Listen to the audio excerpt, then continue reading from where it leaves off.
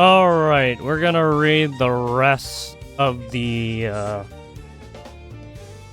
rape gang report given by Rupert Lowe from Bretonland. So we left off here after this one, Dr. Ella Hill's, story. And her, what she went through. Alright, and now, we have a, Sarah. Endured a 12-year ordeal after being kidnapped from the street at the age of 15. During this period, she was repeatedly drugged with Valium, beaten, and raped. At one point, her abuser presented her with a certificate from the mosque and declared that they were married according to Islamic rites. So forced marriage under the threat of death, basically coercion. Later, he divorced her under Sharia procedure simply by stating, "I divorce you." 3 times. Okay. She was then immediately married in a ceremony conducted by an imam to a man he did not know. Within minutes of the ceremony ending, while the wedding party continued downstairs, she was raped by her new husband. Over the years, Sarah was subjected to 8 forced abortions. Jesus fuck, that does terrible things on your body. One of them 5 months into pregnancy. When she accompanied her abuser to medical appointments, well, the rape too, appointments, he required her to wear a hijab and walk 5 feet behind him. She was compelled to learn the Quran in Arabic and permitted to speak only Urdu and Punjabi. She was also made to cook and clean for the gang members who abused her. Sarah made several unsuccessful attempts to escape. On one occasion, after she reported her kidnapping to the police, she was interviewed by a Muslim officer who switched off the tape. Oh, interesting. Recorder and Muslim officer, tape recorder, and instructed her to drop her allegations because of lack of evidence. Yeah, no, that's bullshit. Yeah, so you have police officers who are, right, manipulating and fucking coercing them to stop investigating. She later learned that the officer was in prison for child sex offenses. Oh, would you look at that. In a separate case, Anna was living in a children's home in Bradford in 2002, sorry. From the age of 13, she was raped and abused while in the home, and at 15, she was forced into Sharia marriage. Her social worker attended the marriage ceremony and permitted her husband's parents to foster her after she became pregnant. The parents received a fostering allowance from the state. Anna described her situation as one of the domestic slavery in which she was treated like a maid and repeatedly sexually abused by dozens of men. In Britain, reports from the Metropolitan Police in London alone have indicated an average of 1,125 sexual assaults per year involving unlicensed taxi drivers. Oh, isn't that something? A significant proportion of the offenders in these cases have been identified as Muslim. Oh man. It's almost like it's oil and water and you can't just bring any of these fucking people in. Almost like you have to do an extensive background check so that you don't get fucking assholes like this, huh? Man. Deranged, fucking depraved human beings. A further form of sexual exploitation associated with certain Muslim communities across Britain is marriage trafficking. The Forced Marriage Unit, FMU. Wow, I'm surprised they even have their own fucking unit for this. Jesus, that's not good at all. Handled 101 cases in 2024 concerning girls and women resident in the country who were forced into marriage with men, providing direct support in 229 of these instances. Among the 280 cases where the focus country was recorded in 2023, the 6 countries accounting for the highest numbers were Pakistani, oh man, would you look at that, Bangladesh, 13%, Afghanistan, 7%, India, 3%, Somalia, 3%, and Nigeria, 2%. Of these 6, all except India and Nigeria have overwhelmingly Muslim population. Earlier Home Office figures from 2009 showed that 90% of forced marriage victims in Britain were Muslim. In more recent years, however, the FMU has ceased collecting or publishing data on the religion of those involved. I wonder why.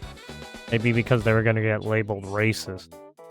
A shift that echoes patterns of avoidance seen during the grooming gang investigation. Yeah. I mean, it just sounds like they stopped looking into it because they knew the answer, and they were like, yeah, this, we can't lose our voter base, man. We gotta keep our depraved rapist voter base from being kicked out of the country. Huh? By the way, this has been going on since the 1950s, apparently. And we only got cases about, what, 20 or 15 laters after that? And then more cases started pouring in when they started doing that, in the 1990s, when they started doing that immigration stuff. So yeah, that's a little interesting, huh? Almost like it was planned and you shouldn't fucking bring these people in, huh? An FMU report stated, forced marriage is not a problem specific to one country, religion, or culture. That's true. I mean, anyone, right? Any of these, right? You even have people raping and doing fucked up things in America, too. I mean, that's all over the fucking, right? That's, even in France, there's some shit happening there. Happens all over the world. FMU does not record data on religion. No major faith in the UK advocates forced marriage. Freely given consent is a prerequisite of Christian, Hindu, Jewish, Muslim, and Sikh marriages. Although forced marriage occurs in various communities and it is not unique to Muslims, right, it's true. Statistics show a clear overrepresentation of Muslims among those involved in forced marriage cases. Well, that's because their religion is fucked in the head. Well, their fucked up, extremist, terrorist religion is just causing them to do that. It is also inaccurate to claim, or that's what they claim at least. They claim it under the guise of religion. It is also inaccurate to claim that Islam mandates a woman's consent for marriage. Similar patterns of offenses disproportionately involving Muslim men have been reported in other Western countries with significant Muslim immigrant population. Oh, isn't that something? In the Netherlands, considerable media coverage has focused on so-called lover boys, who are predominantly Moroccan Muslim men. These individuals first seduce Dutch girls, often teenagers, and then coerce them into prostitution in order to profit from their earnings. So they're basically running a sex trafficking ring, right? By by becoming pimps, and these guys become the, lack for a better word, but hoes. According to a 2001 report by the Amsterdam-based child right organization, approximately 5,000 ordinary Dutch schoolgirls aged 13 or 14 from typical family backgrounds had been lured into prostitution by lover boys. The documentary film Loverboys, directed by Julia Rook, follows the work of Ibrahim, a Dutch-Moroccan social worker supporting both the perpetrators and their victims. In Sweden, a 2021 academic study examining Swedish rape offenders concluded that nearly half of the convicted individuals were born outside Sweden, with immigrants from the Middle East and North Africa being markedly overrepresented among them. Man. Almost like they're from third world countries and they don't understand how to act in a first world country. Isn't that something?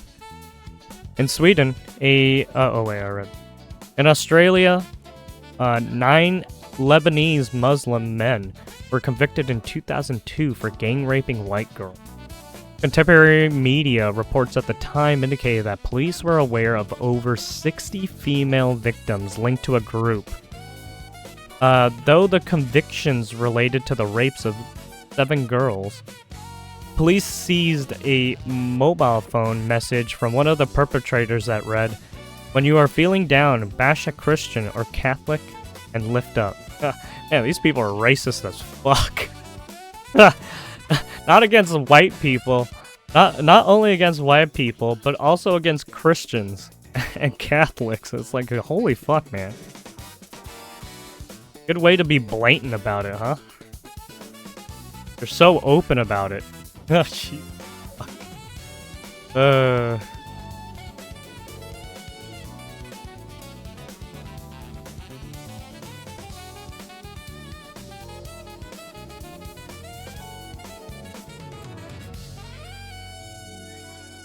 Offender data from 2017. Quilliam Foundation Analysis statistics. Foundation analysis, together with recent independent investigation, reveal a consistent, disproportionate involvement of Muslim men, overwhelmingly of Pakistani heritage. Group-based CSE. The 250,000 figure is not a precise count. No, such count exists because the British state has failed to record it properly, and they were hiding it and sweeping it under the rug. Yeah, the fucking pieces of shit. But we may regard it, as a conservative estimate that accounts for the organized, repeated nature of the abuse. Many girls raped hundreds of times by multiple perpetrators and decades of institutional concealment. Yeah, it's almost like they were, right? It's like they're running the criminal organization themselves, especially when you have all these institutes helping these fucking criminals do the fucked up act. Analysis of 264 convictions for group-based child sexual exploitation from 2005 to 2017 found that 84%, 222 offenders, were South Asian, with the vast majority Pakistani Muslim. Only 7% were white and 8% of black.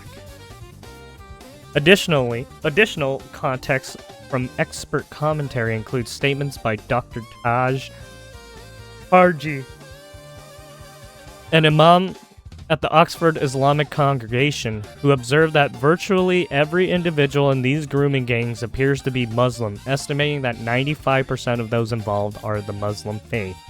Yeah, we read that basically in the summary or at the very beginning. Right, 95%, that fucking 95%, no, holy shit. As previously stated, Peter McLaughlin's research indicates that approximately 87% of rape gang convictions were of people with distinctly Muslim names. These figures stand in marked contrast to the much smaller proportion of Pakistani or Muslim communities within the overall population of modern Britain. Muslims approximately 6.5%, and Pakistanis around 2.1%, according to the most recent consensus data. Multiple examinations, including police data from various forces, national audits, and independent reviews, have documented this overrepresentation in group-based offending of this nature, even as some earlier official narratives emphasized no single community profile or sought to downplay ethnic patterns. The number of reported rapes in the United Kingdom has risen substantially since 1997. 1997. Like I said, 1990s, right? when the era of large-scale mass immigration into the country commenced under Blair. There it is. Official police recorded crime data from England and Wales indicate that rape offenses stood at approximately 8,593 in the year 2000, a figure closely aligned with levels observed in the late 1990s prior to the major changes in reporting practices.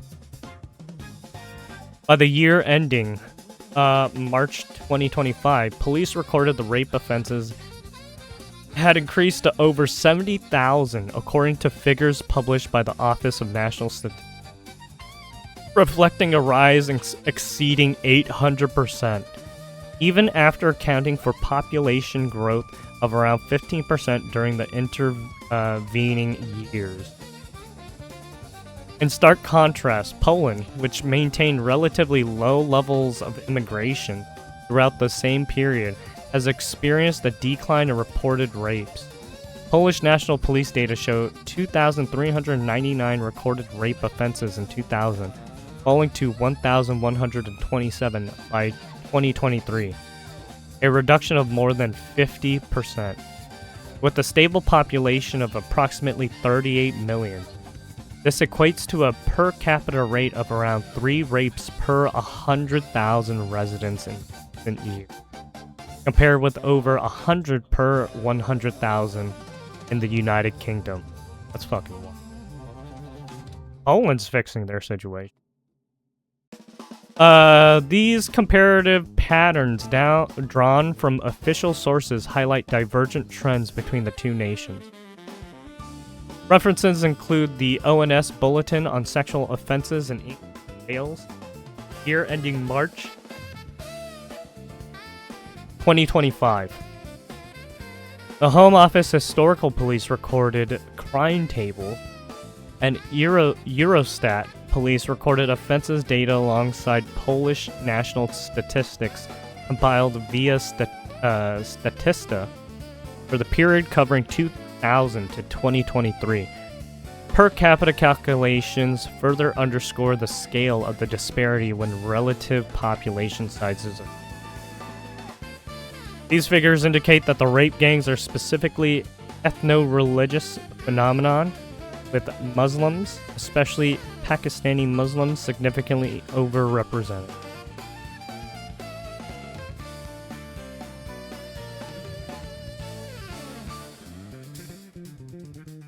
The influence of Islam. Muslim treatment of non-Muslims worldwide. Britain is not a unique case. This sort of thing goes on anywhere that either welcomes mass migration from Muslim countries to or contains long-established Muslim population. There is a consistent pattern of sexual violence directed against non-Muslim minorities in settings where Muslims form the majority. Across Britain, as we have noted, girls from Sikh and Hindu backgrounds have also been targeted by Muslim gangs. Unlike the white British majority, these non-Muslim immigrant populations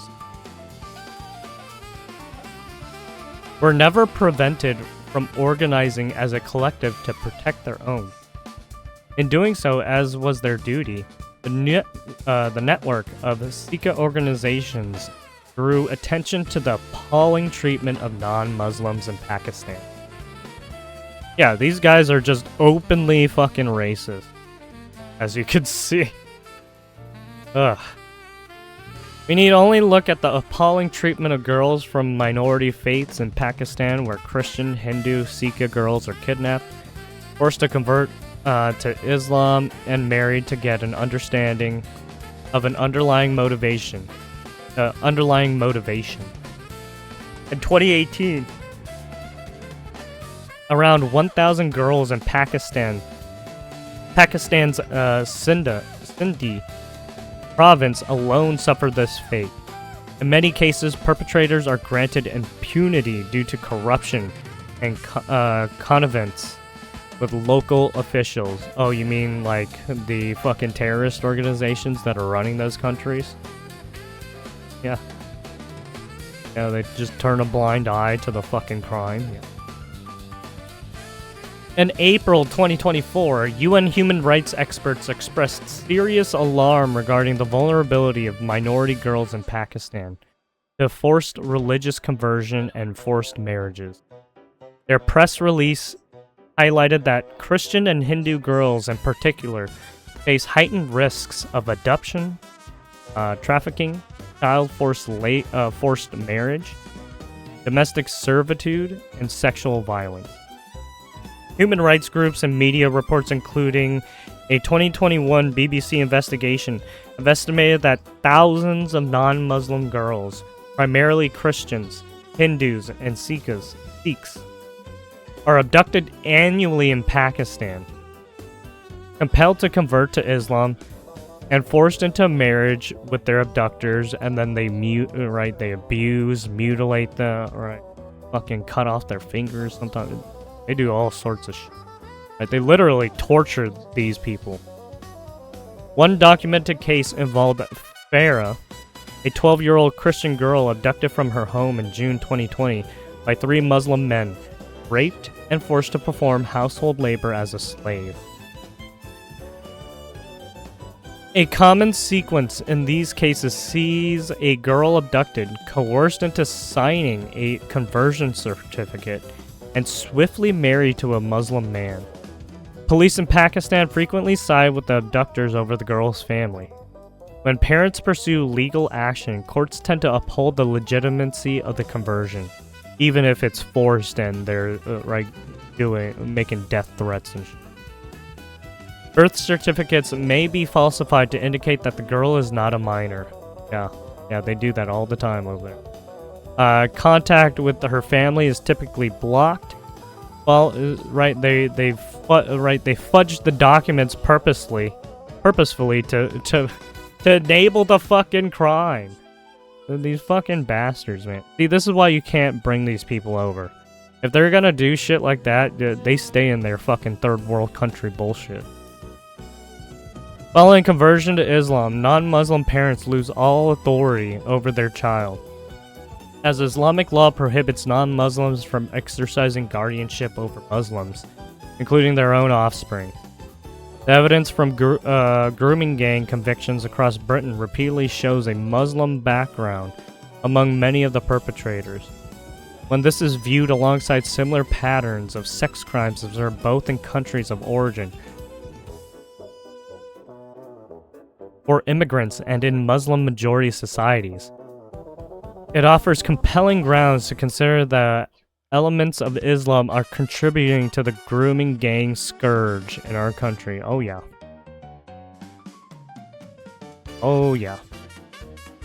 The extremists who aren't even they're reinterpreting the Quran and all their religious doctrine so that they can use it as a cudgel to fucking do their to do their worst, literally. They use it as a vehicle. While it is unsurprising that a religion can shape and regulate sexual behavior, the suggestion that Islam might play a role in driving sex crimes remains deeply uncomfortable for some in the liberal West. Even so, the possibility of an Islamic influence on these crimes cannot be dismissed. The available data strongly points toward it as a hypothesis that merits serious examination. I don't know, man. I don't think you could say it's a hypothesis when basically almost all the institutions in UK land have been actively trying to fuck over the victim. I don't know, man. That doesn't sound like a hypothesis. That sounds like reality. You got a bunch of corrupt motherfuckers in your goddamn country that are causing human trafficking, and torture to these victims. The impact of any religion on individual behavior is rarely direct and mediated. It is heavily filtered through culture, which a religion can gradually reshape over generations. Not all Muslim communities or societies are influenced by Islam to the same degree or the same manner. You're not wrong there. Sure, there's some that are doing their darnest best not to convert to that extremist fucking terroristic ideology, which is good on them. But holy hell, when your country is full of those fucking crazies, you need to do some cleaning.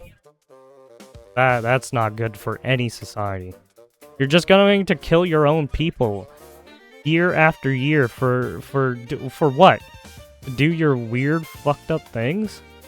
Get the fuck out of here. For instance, convictions of Indian origin Muslim men in grooming gang cases across Britain are notably rare compared with those of Pakistani heritage. The disparity may relate to a demographic context. Muslims form only about 14% of India's population, with Hindus comprising around 80%, placing them in a minority position where social and legal constraints differ markedly from Pakistan, where Muslims dominate overwhelmingly, and non-Muslims constitute a small, often marginalized minority. In such a setting, exploiting non-Muslim neighbors was far easier. At least 8 theological aspects of Islam may contribute to cultural patterns that enable or normalize the sexual abuse of non-Muslim girls. These include, Include 1, the doctrine of Muslim superiority. 2, the principle of loyalty and disavowal. I'm not going to even say that Arabic word because I don't speak Arabic. 3, male dominance over women. 4, enforced seclusion and veiling of women. 5, forced marriage combined with the absence of a fixed minimum age of consent. 6, the perception of sexuality as inherently dangerous or fitna. 7, the historical Sharia institution of slavery. 8, and the system of Gehimitude? Is that what that is? These are all rooted in classical Islamic theology, up to and including Islamic jurisprudence. But even in Sharia governed nations, adaptations or comments such as settings and a minimum marriage age of restricting unilateral divorce by men in order to lessen the harsher effects on women. Uh-oh, here we go. Muslim supremacism.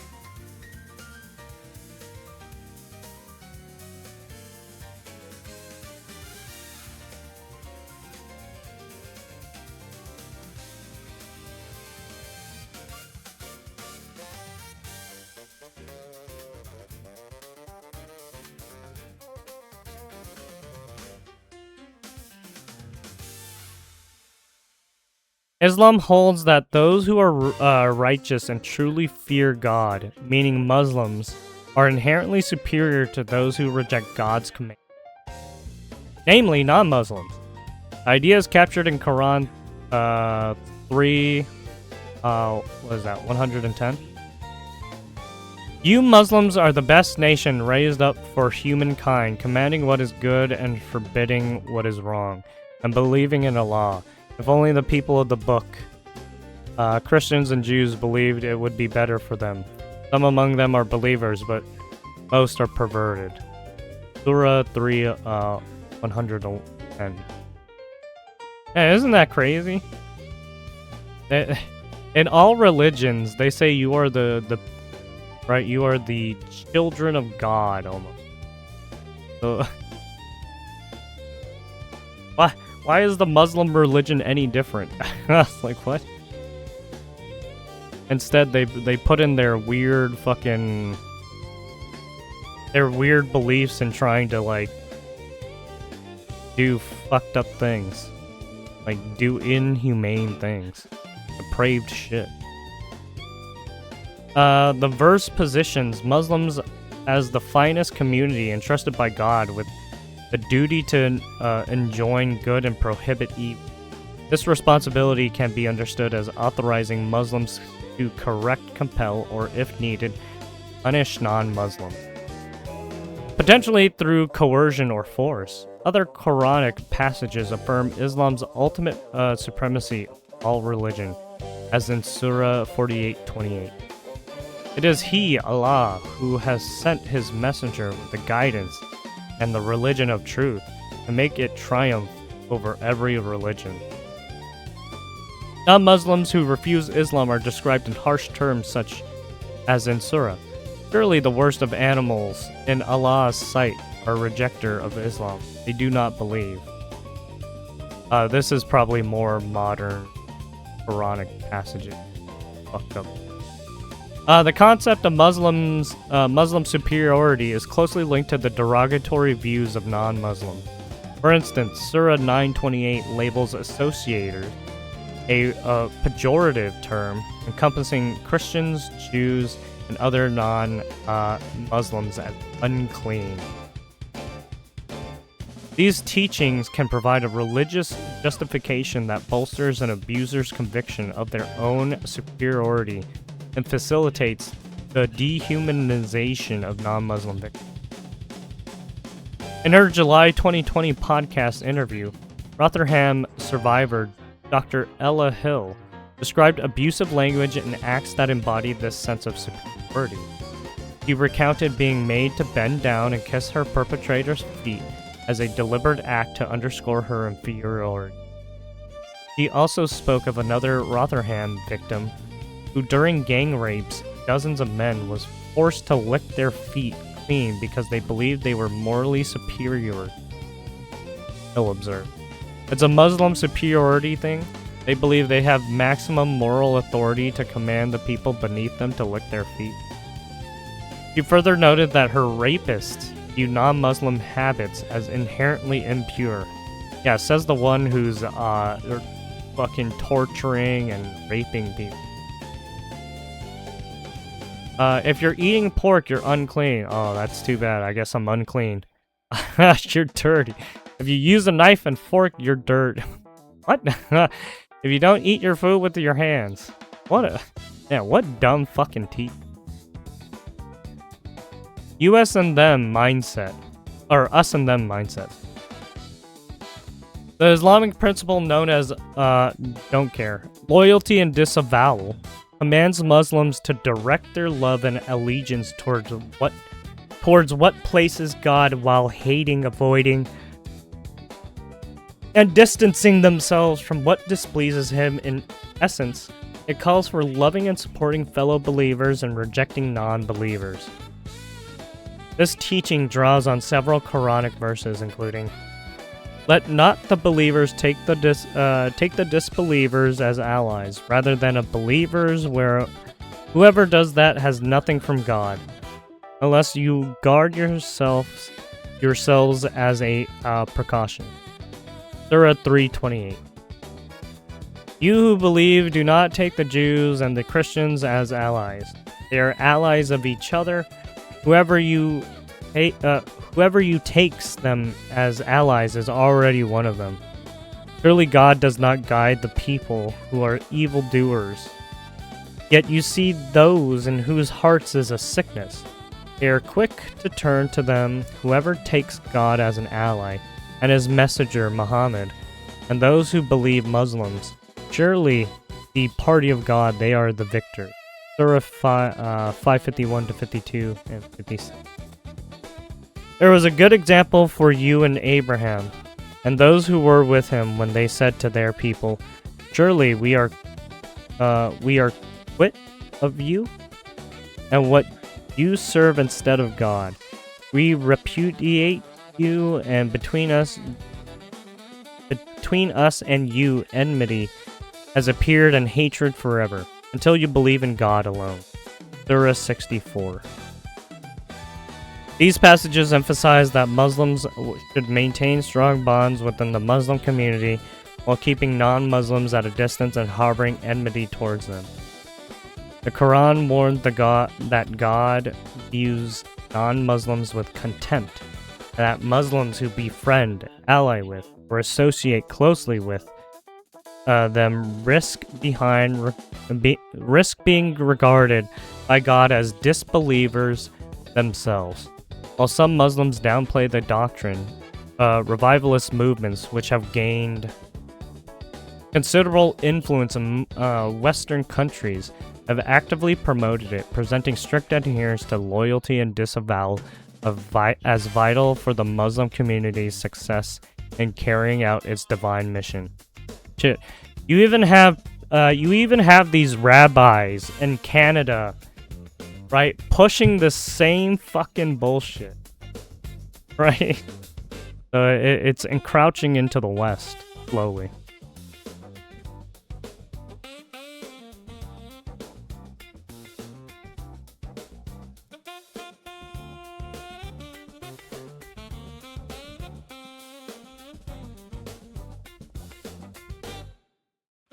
Well, it's not encroaching. It's already in the West.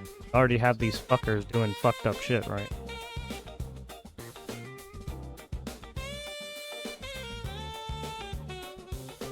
Considerable influence in Western countries have actively... beyond its theological role... what was that called? The loyalty and disavowal has profoundly shaped certain Islamic cultures. In such environments, many Muslims feel strong pressure not to say or do anything that could damage the image of Muslim community or bring discredit to Islam. Within an honor and shame-based framework reinforced by these values, speaking out to outsiders about wrongdoing committed by fellow Muslims is often seen as an act of betrayal.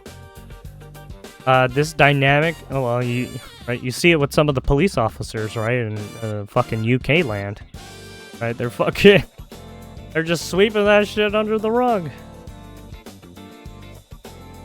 This dynamic can have serious real-world consequences. For example, in her book, The Imam's Daughter, 2009, Hanan, later known as Hannah, described her experience as a 14 or 15-year-old Pakistani teenager in Britain. After confiding in a female teacher that her father, an imam, was beating her, a teacher informed the deputy head, who arranged for a male Pakistani Muslim social worker to meet with her at school. Initially terrified because of his background, Hanan eventually opened up to him about being treated as a domestic servant, fearing a forced marriage and enduring physical abuse. That same afternoon, she returned home to find the social worker speaking with her father and relaying everything she had said. There it is. While the social worker was present, her father acted kindly, but once he left, what a fuck. Yeah, see, social care, some of these social care workers don't know what the fuck they're doing. They're doing it purposefully. While the social worker was present, her father acted kindly, but once he left, her father subjected her to severe beating and rape. Threatened to kill her if she ever spoke again, and imprisoned her in the cellar for days. When Hanan later encountered the social worker at school and refused further contact, he reportedly told her, "Hey, I was just doing what I thought was right, that it's not right to betray your community." What a sick fuck. Holy shit. What a depraved sick fuck. Similar patterns have appeared in accounts from grooming gang survivors. Some have described approaching the police only to be interviewed by Muslim officers who switched off the recording device and urged her to abandon her complaint due to supposed lack of evidence. See, they're even going into your police forces and fucking it all up. Right? UK is overrun. It is gone. It is gone. It is down the shitter. A deeply ingrained culture of enforced loyalty and community protection discourage individuals from reporting abuses or providing evidence against members of their own group. Had the social worker in Hanan's case reported her disclosure to the police, leading to her father facing criminal charges. He would have exposed himself, and by extension those associated with him, to the serious risk of being labeled a traitor within the community. The prominent Indian Pakistani Muslim thinker and revivalist Abul Ala Madadi, in his influential work Let Us Be Muslims 2016, maintained that Muslims cannot achieve true success until their highest allegiance is given to God and to the Muslim Ummah community. The doctrine of loyalty and disavowal exerts particularly strong pressure when Muslims live as a minority in non-Muslim host societies. In such settings as they seek to preserve and assert a powerful collective identity, Muslims may place even greater emphasis on internal solidarity and separation from non-believers than they would in their countries of origin. So basically, they have a race bias, confirmation bias, fucking community and fucking superiority and dominance of men over women. Islam establishes that men hold the position of managers or maintainers over women, as stated in Surah 434, where the role involves ensuring women remain in their proper state. Under Islamic law, every woman remains under the guardianship of a male relative. Normally, this is her father. Should the father be unable to serve due to death, loss of mental capacity, or apostasy from Islam, a specified order of male relatives from the paternal line steps in, starting with the paternal grandfather, then sons, brothers, nephews, and uncles. Surah 434 further authorizes men to discipline their wives, including through physical violence. Numerous authoritative sources and Sharia regulations reinforce the notion of women's inferiority to men. Surah 228 declares that men hold a rank above women. The Prophet Muhammad stated that women are deficient in both religion and intelligence relative to men. Right? Especially these people, they view women as objects, right? To be used and abused. In the same hadith, he noted that women from the majority of those in hell. He also taught that if a woman or a dog passes in front of a praying man, the prayer is invalidated. The reason mosques position men with their backs to women during prayer. Sharia obliges a wife to engage in sexual intercourse with her husband whenever he desires it. If she refuses, Muhammad said the angels will curse her until morning. Divorce under Sharia strongly favors men. A husband may unilaterally divorce his wife without stating a reason simply by pronouncing divorce you 3 times. No. For a wife, obtaining a divorce is far more difficult, typically involving a formal legal process and often a financial cost. Huh. That's kind of disproportionate. Fair, huh? Following divorce, the mother may retain physical custody of young children up to particular age, but the father retains legal guardianship. Moreover, if the mother remarries, she loses the right to have children from her previous marriage reside with her. Sharia rules on evidence further diminish women's status of valuing a woman's testimony as half that of a man. Inheritance laws under Sharia generally allocate women half the share given to men. For example, a son receives twice the portion of a daughter. A wife or wives together inherit 1/4 of a husband's estate. If he leaves no children, or 1/8 if he does leave children. In contrast, a husband inherits half of his wife's estate if she has no children, or 1/4 if she does. Kind of fucking weird. What kind of weird fucking practices are these? What?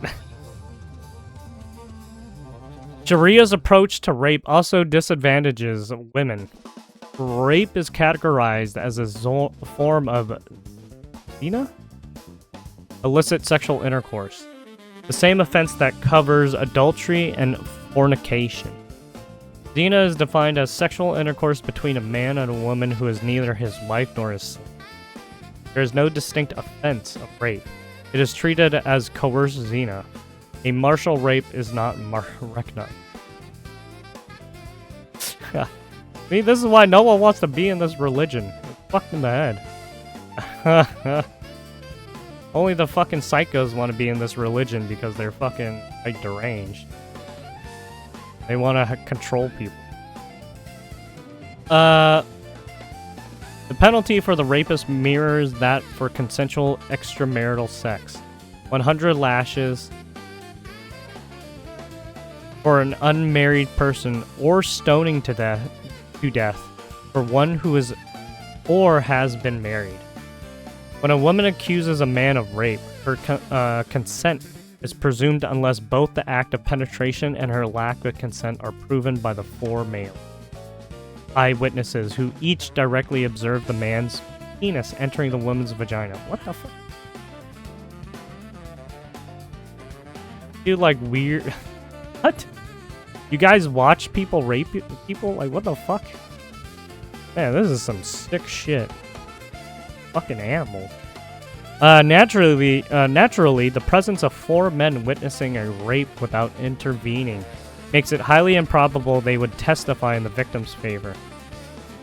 Should a woman allege rape but fail to produce the 4 required male witnesses, she risks being convicted of zina on the basis of her own accusation.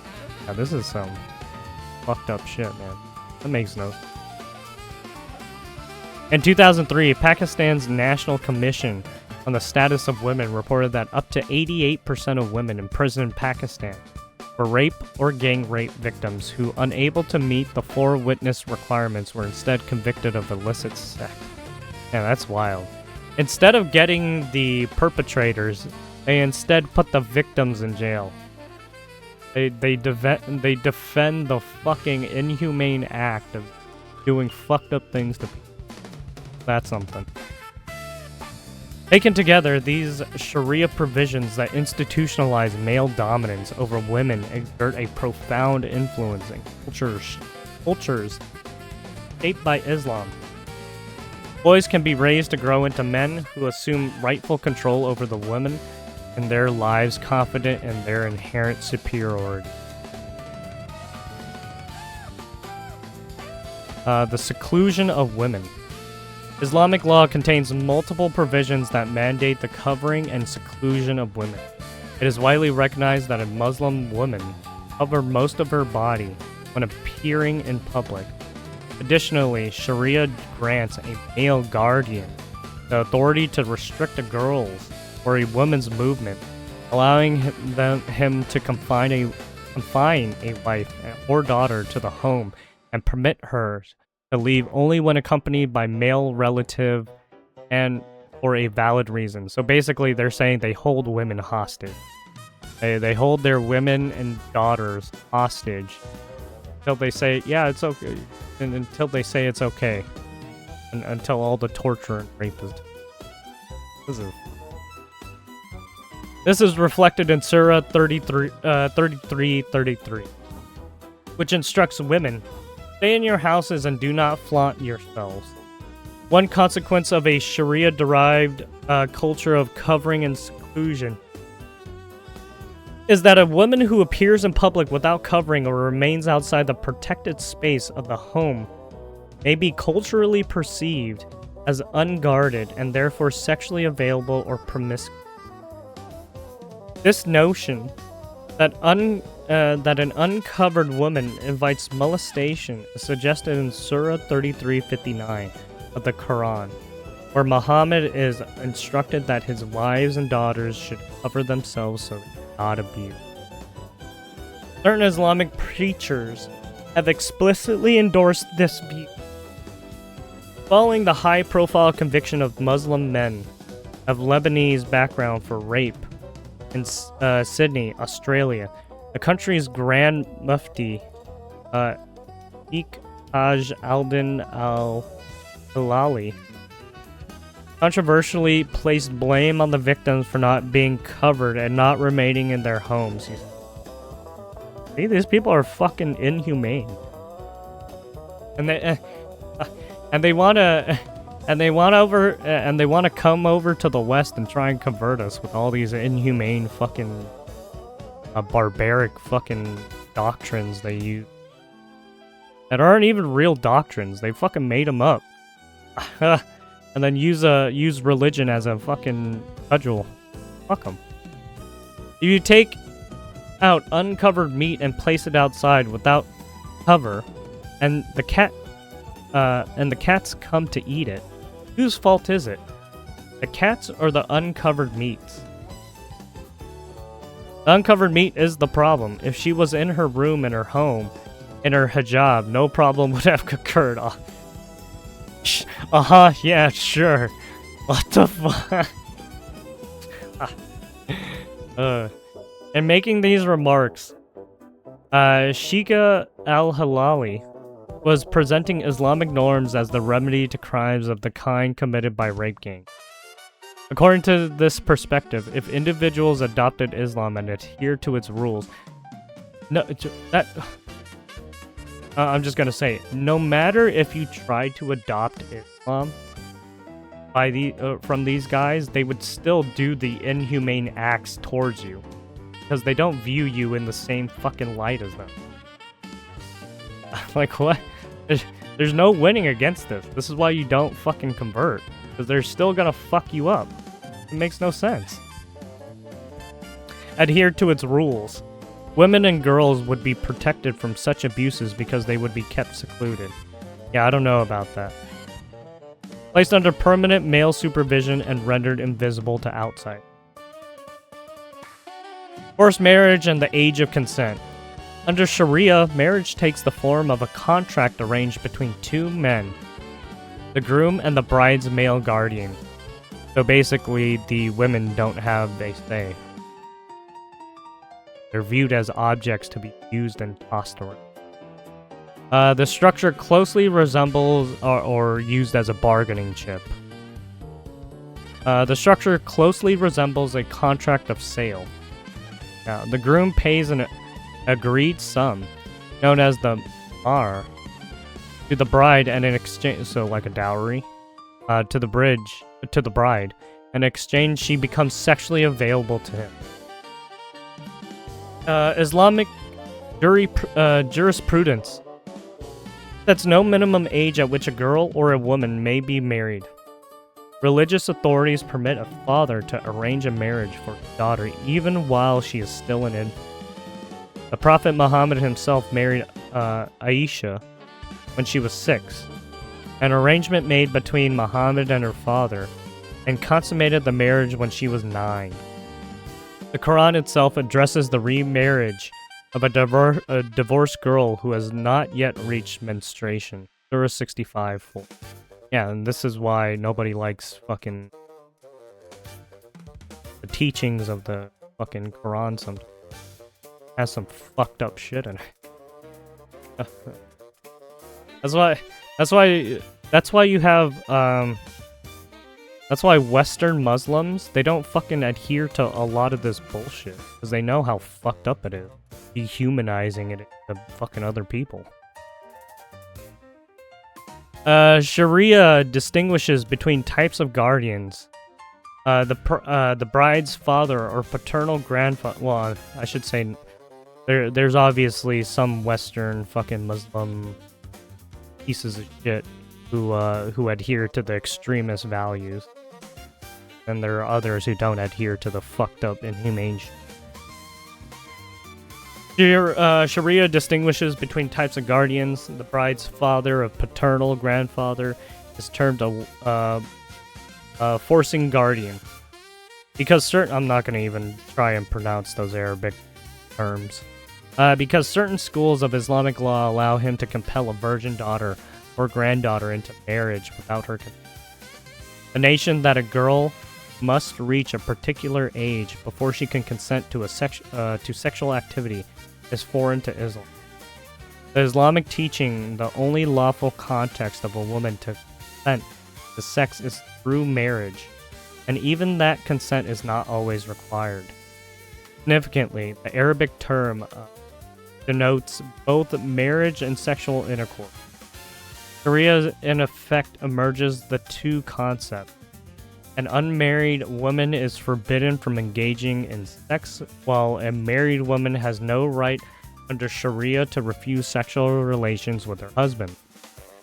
Hadiths further state that a virgin's silence constitutes consent to marriage. This merging of consent to marriage and consent to sex sheds light on Dr. Hill's account that her rapists interpreted their victim's silence as consent to the rape, drawing on these same hadiths. Islamic scholars differ on the degree of physical or emotional maturity needed for sexual intercourse within marriage. Some hold that the onset of puberty serves as the threshold for readiness.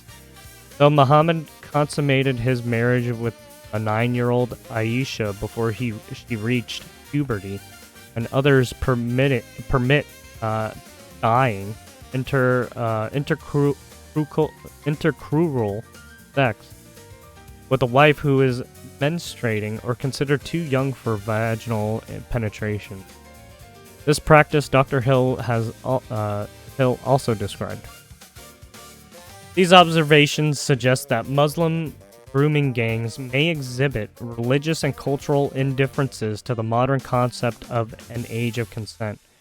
In an interview, Andrew Norfolk, one of the first journalists to expose Britain's rape gang scandal, stated that although Islam prohibits sex outside the marriage, all 4 schools of Islamic jurisprudence teach that a girl can be married when she reaches puberty, which on average in Britain is 11.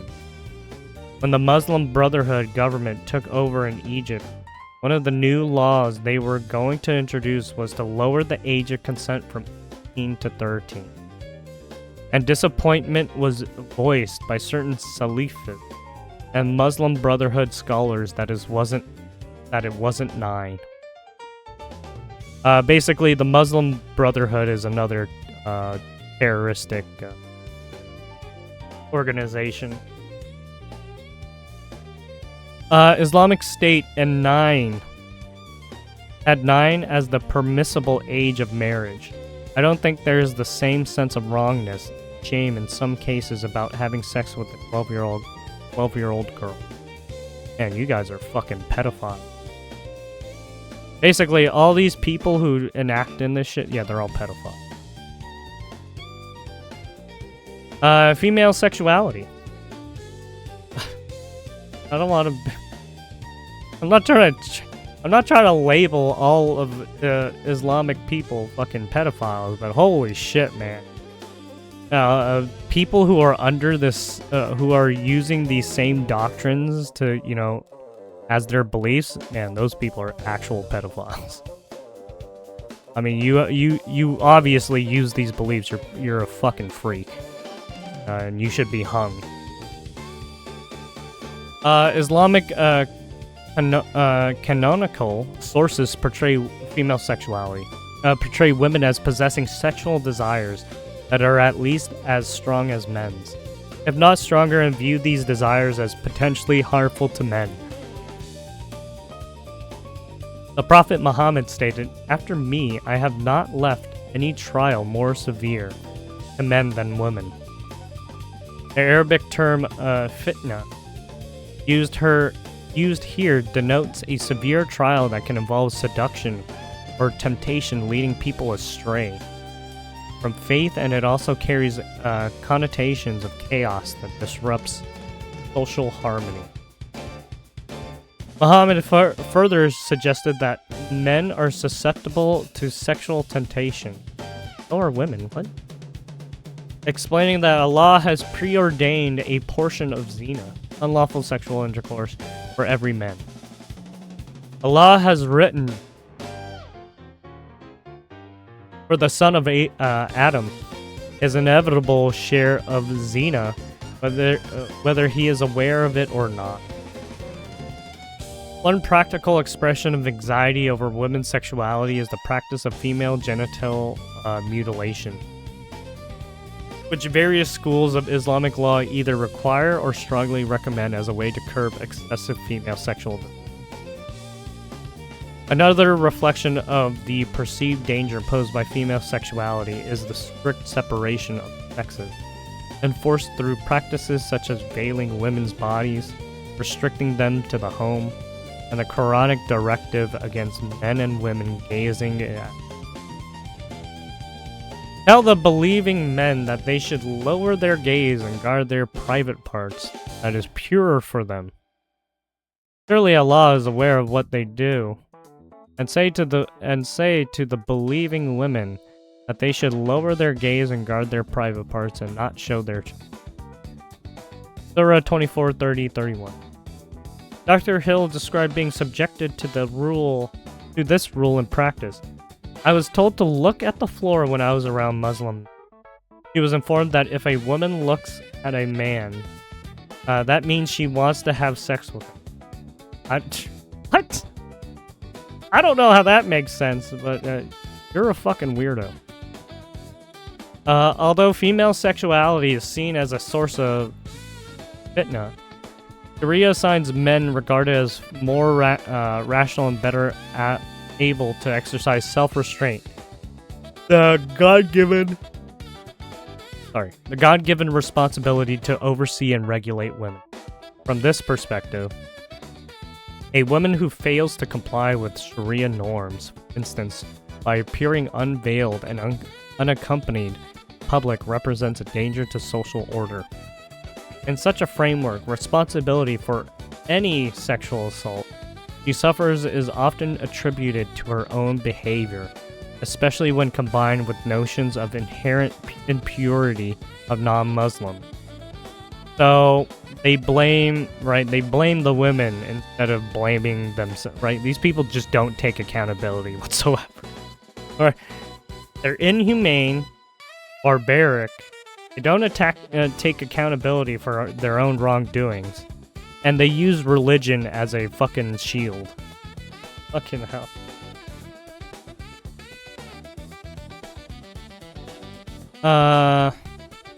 This outlook leads to non-Muslim women who appear uncovered and more freely without male supervision being labeled as sluts, who are eager to entice men. In this cultural context, a Muslim man who engages in sexual activity with such a woman bears no blame. The fault lies entirely with the woman. Oh, no, see? They don't... Right? They shift the blame, right? They play the blame game and change the blame to the women because they view women as objects and their ideation of doing fucked up inhumane things to them because they're sick individuals. Sick in the fucking head. Islamic teachings concerning the perilous nature of female sexuality and the moral inferiority of non-Muslims can reinforce the legitimize the pattern of attributing responsibility to the victim. Jihad and sex slavery. Islamic Sharia contains detailed regulations governing armed conflict, including provisions related to the institution of slavery. In Islamic law, slavery arises as a consequence of a warfare against non-Muslim infidels. Huh? Non-Muslim captives taken in such conflicts are regarded as lawfully enslaved simply by virtue of their capture. Yeah, see, these people are fucking sick in the head. These captives may then be allocated to Muslim combatants as part of the war booty spoils.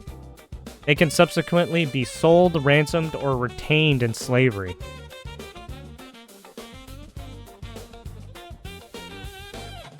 Historical records show that during the Prophet Muhammad's lifetime, Muslim forces enslaved women captured from enemy groups in more than a dozen military engagements.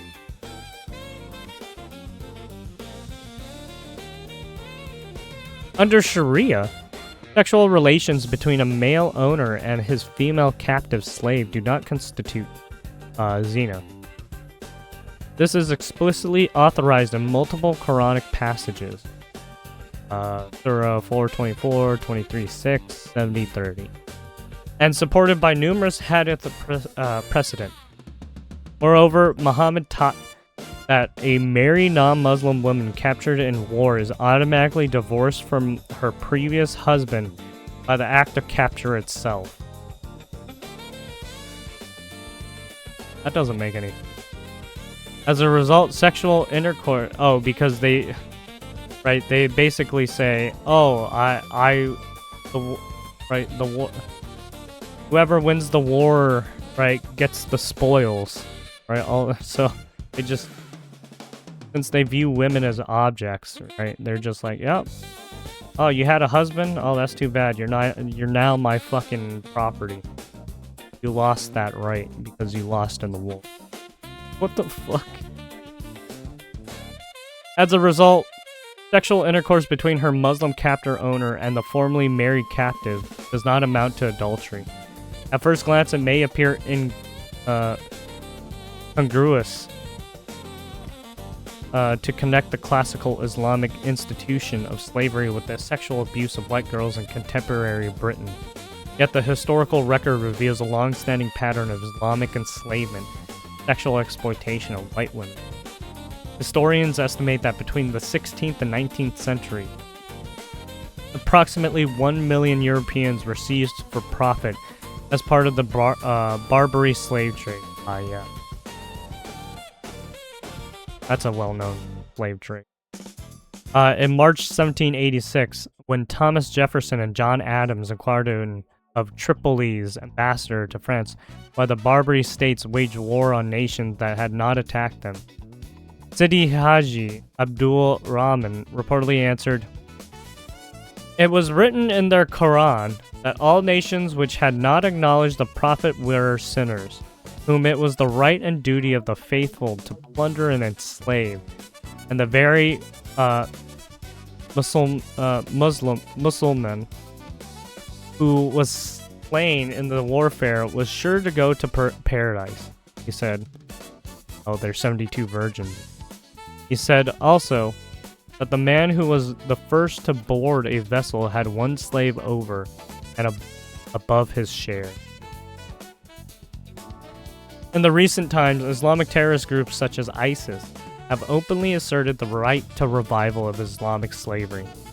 A significant contemporary legal debate among Muslim scholars concerns the proper classification of Western countries that now host large Muslim immigrant populations. In classic Islamic jurisprudence, any non-Muslim nation was presumptively categorized as the house of war. So basically, they want to cause, right? They threaten and want to cause war because they want to fucking, right? They want to take over the world, basically. Right? They want world domination, from which Muslims had the right and duty to take slaves, as articulated by the Tripoli ambassador. Medieval Sharia treated as the default status for infidel territory. A doctrine attributed to Muhammad further obliges Muslims reading in whatever to perform hijrah, migration to a territory governed by Islam, particularly if they cannot freely practice their faith. This duty to migrate continues to be emphasized by many Salafi.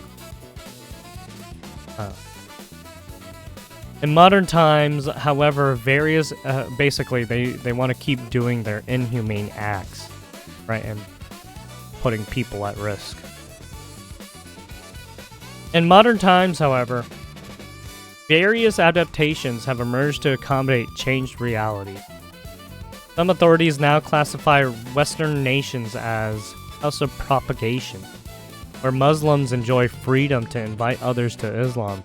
In such circumstances, the obligation to wage jihad is thought to have been suspended. Other scholars maintain that an implicit covenant of security exists for Muslim migrants in the West. They are permitted to live and operate freely in exchange for refraining from jihad against the host society. It is worth emphasizing that the alternative classification of Western countries such as or a tacit covenant of security serve only to postpone rather than eliminate the traditional obligation to engage in jihad. For at least some Muslims with radical inclination, the issue is not whether jihad will eventually be inquired, but merely when the appropriate moment arrives. Certain Muslim men, lacking deep scholarly knowledge, often rationalize their grooming gang officers by mentally recasting their victims in the role of legitimate slave property under an Islamic framework. In Rotherham, for instance, one perpetrator named Muhammad branded his victim with the letter M as a mark of ownership. Wait, I think I heard of that story. That was like 10, 20 years ago, something like that, right? Survivors have described being compelled to perform domestic tasks such as cooking and cleaning for their captors, while enduring repeated sexual violation, mirroring the treatment of household slaves. Journalist Andrew Norfolk captured this mindset when he observed. Some of these Muslim kids have got an idea, probably because it's quite convenient for them, that Britain's been designated a land of war, so certain things have become permissible in terms of the enemy.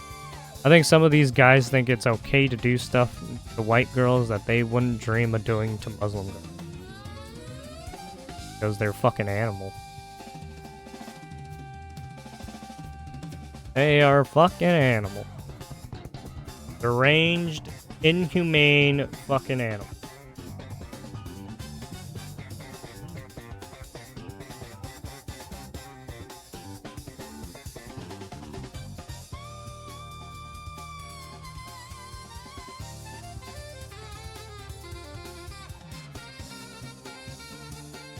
Dimitude, Islam's treatment of conquered Muslim peoples.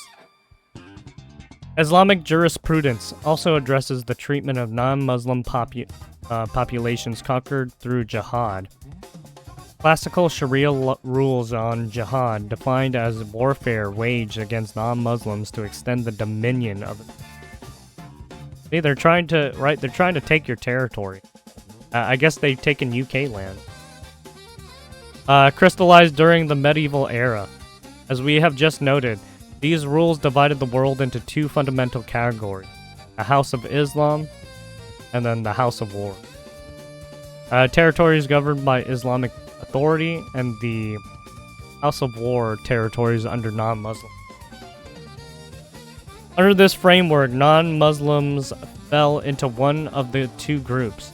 Those residing within the House of Islam were considered protected provided they fulfilled specific obligations and were not legitimate targets of military action.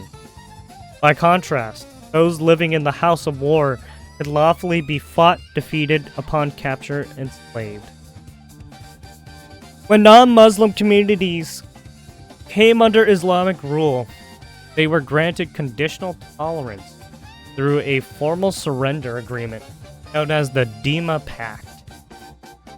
This arrangement allowed Demas protected non-Muslims to retain their religion, but only on the condition that adult males paid an annual tax called the jizya, and that the entire community observed a range of restrictive regulations. As the renowned commentator Ibn Kathir explained, these rules were designed to ensure their continued humiliation, degradation, If a Dima community was deemed to have violated the pact, whether by failing to pay the jizya or by breaching any of the imposed conditions, Islamic law permitted the resumption of jihad. In such circumstances, the full Sharia regulations of war would apply. Adult males could be killed, women and children enslaved, and the property of non-Muslims seized as. The Dima framework imposed a permanent condition of insecurity on Christians and other non-Muslim populations under Muslim sovereignty. It has supplied a religiously sanctioned cultural template that continues to underpin the abduction, forced conversion, and coerced marriage of non-Muslim girls in places such as Egypt and Iran. You could say Iran. One way to view the involvement or lack thereof of British state officials in the rape scandal is an incorporation of Dima-like specifics. Right? Remember, Iran was the one. Iran was trying to change their marriage laws because they wanted to try and marry 9-year-olds, but then they couldn't, so they had to change it to what was it, like 12 or 13 or whatever. Fucking sick in the head. This mindset prioritizes defense to Islam and Muslims above all else, while dismissing or assigning fault to non-believers. From this perspective, the failures of authorities to act decisively in the grooming game might represent a significant step in the gradual Islamization of Britain. But what do you mean? You already put in Sharia courts for some fucking reason. Right, your demographic of people is slowly changing to Muslim people because you fucking allowed a lot of people in. This is your own fucking doing, Britain land. Islamic clan culture.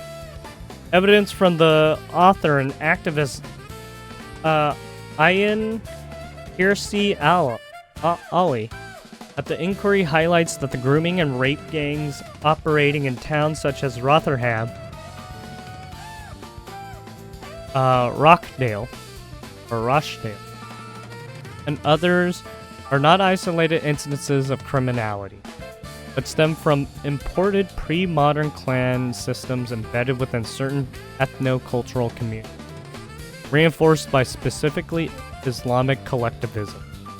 As before stated, the crimes disproportionately involve perpetrators from Pakistani heritage background, with pattern rooted in honor and shame-based dynamics that are wholly anathema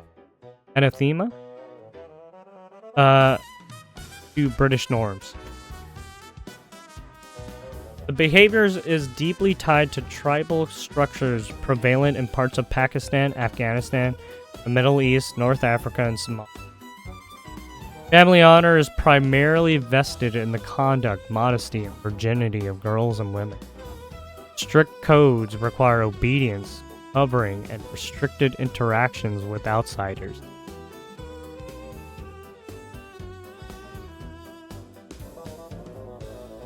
Breaches within the community trigger severe sanctions, involving honor killings or collective retaliation by male clans. When the target is a non-Muslim girl, particularly white British girls, perceived as unguarded, dressed in Western styles and lacking male protectors, the risk of calculation. No retaliation is expected from the girl's family or community, so some young men feel emboldened to treat her as property, and then approach assault, groom, share among the group, and sell their services. This proprietorial view of women escalates into organized networks that traffic girls across regions. Impunity fuels the cycle. Initial assaults without consequences create a perception of Britain as a place where such behavior carries no risk, turning vulnerable girls into commodified products. That's a good one. A key contrast emerged in evidence. Similar gangs targeted Sika girls. The Sika community mobilized men to confront and deter the perpetrators effectively. Man, that's surprising that the Sika community was able to push them out. But I don't see why the white British man can't do it. Or the white British women can't do it. Is it because they're too scared of being called fucking rape? These people are actively causing crimes and you're scared of being called a rape. Really. Fucking yikes, man. What working class girls lacked equivalent collective protection, not least because authorities often silence concerns with accusations of racism, allowing the abuse to persist and expand into modern-day slavery. Even second, third, or fourth generation immigrants raised in Britain continue these patterns, acting as demographic clusters where the clan system reproduces itself and intensifies regardless of the wider culture. Ongoing immigration from such clannish foreign backwater serves as only to replenish and strengthen such communities. Like how he said clannish foreign backwater. Basically saying they're fucking third worlders. Or inhumane and barbaric. While the foundational system is tribal rather than purely religious, Islamic elements provide ideological justification, communal shielding, and strategic expansion. Perpetrators sometimes hide actions from families, mosques. I lost my. Oh. Behavioral. Mosques. Oh, here it is. And imams because the behavior brings disgrace to the community. Yet remorse towards British victims is limited because non-Muslim girls are not viewed fully human individuals, deserving protection, but as unprotected outsiders available for abuse without moral consequence. This fosters widespread silence within affected community. The inquiry evidence points to a fundamental clash of worlds across the West.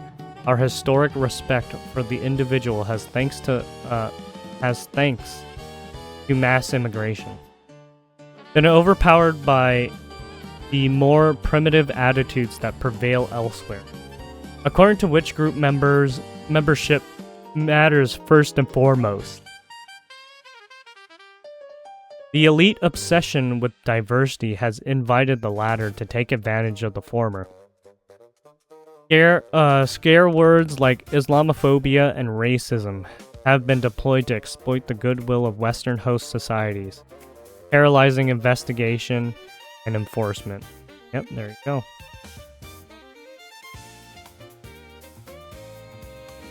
Homegrown enabling factors. Uh-oh, here it is. So I'm guessing they're going to talk about the institutes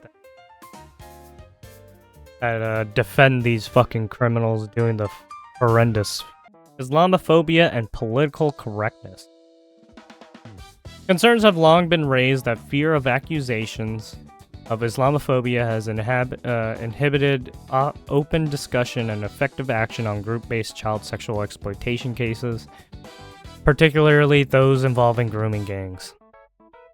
A series of reports and analysis from the think tank Policy Exchange have documented how the charge of Islamophobia has been deployed to challenge, intimidate, or discredit individuals and organizations attempting to highlight the issue. In a 2025 research note titled "The Rotherham Grooming Scandal and the Creators of the Islamophobia Definition," Policy Exchange examined connections between the scandal in Rotherham and the development of a contested definition of Islamophobia by the All-Party Parliamentary Group on Muslims. The report highlighted the role of a key APPG staff member from Rotherham, Mubin Hussain, who who in 2015 organized a community protest against South Yorkshire police, accusing them of scapegoating Muslims amid the grooming investigation. Actions described by some local figures and inquiries are unhelpful to address the abuse. It also tells us a great deal about the political correctness institutional culture within Rotherham. Metropolitan Borough Council that in attendance at a safeguarding strategy meeting dated 6th of June 2000 was an anti-racism coordinator named Bhupinder K. Mauku? Man, what is up with these fucking these names, man? Similar themes appear in Policy Exchange's June 2025 publication How Not to Tackle Grooming Gangs, which argues that accusations of Islamophobia, independent of any formal definition, have been used to suppress exposure of the scandal and the pursuit of justice for victims. It recommends pausing government work on an official Islamophobia definition until the conclusion of a national grooming gang inquiry are known. Politicians have echoed these worries in relation to proposed definitions. Gender Equalities Minister Claire Coutinho has warned that adopting such a definition, particularly one framed as targeting expressions of Muslimness, could intensify a culture of censorship. What do you mean? They're trying to censor you right now by labeling you guys Islamophobes and telling you guys you can't fucking, right, you can't do your fucking police work. Like, what? Potential granting perpetrators greater impunity by making legitimate scrutiny of patterns in grooming cases more difficult or risky for police, authorities, and the public. He has argued that the risk of repeating past mistakes where fear of racist or Islamophobic labels contributed to delayed or inadequate responses. The concern to shield Muslims from criticism at all costs went hand in hand with more general ideological shift organized around the unquestioning treatment of minorities as special victim groups. Rooted in the left liberal paradigm of the 1960s, this minoritarian outlook first scored political victories under Harold Wilson's Labour government. In time, tolerance, multiculturalism, and anti-discrimination became highly prized values in elite circles. The law, too, began to foster an environment in which challenging certain minority communities, including Muslim ones, became politically dangerous and even criminal. This enabled the grooming gangs to operate with impunity for years because authorities at every level, as we have seen, feared being labeled racist or Islamophobic, more than they feared failing the girls to whom they owed a duty of care. They also have Muslims working in those positions that are just not doing their jobs because they think it's okay. What the fuck? You guys are just as barbaric as those fucking people enacting the crimes. Just by turning a fucking blind eye to it. The legal framework that underpinned this paralysis began with the Race Relations Act 1965 and its even stronger successor in 1976. These statutes designed to combat overt discrimination were interpreted expanded in ways that made any discussion of ethnicity or culture in crime patterns hazardous. The Macpherson Report, 1999. I'm sorry. How's it how's it hazardous when you literally have accounts from their own country doing this shit to their own people? What? And then you bring those people over to your own country, and then they start doing the fucked up shit. Like, what? And you're just like, oh, no, it's okay. It's fine. We don't have to investigate or enforce our laws. What? The Macpherson Report, 1999, following the Stephen Lawrence inquiry, branded the police institutionally racist and introduced a definition of racism so broad that police officers and social workers became terrified of any action that could be construed as targeting ethnic minorities. Across Britain, clear evidence of organized abuse by Pakistani gangs, among other majority Muslims ethnic groups, was ignored because confronting it risked accusations of racism. The fear was not abstract. Senior officers and council staff explicitly cited concerns about so-called community relations and potential race riots as reasons for inaction. Oh man, almost sounds like the fucking Carmelo Anthony case, you know? Oh, you're racist for trying to put him in jail. Shut the fuck up, you fucking piece of shit. The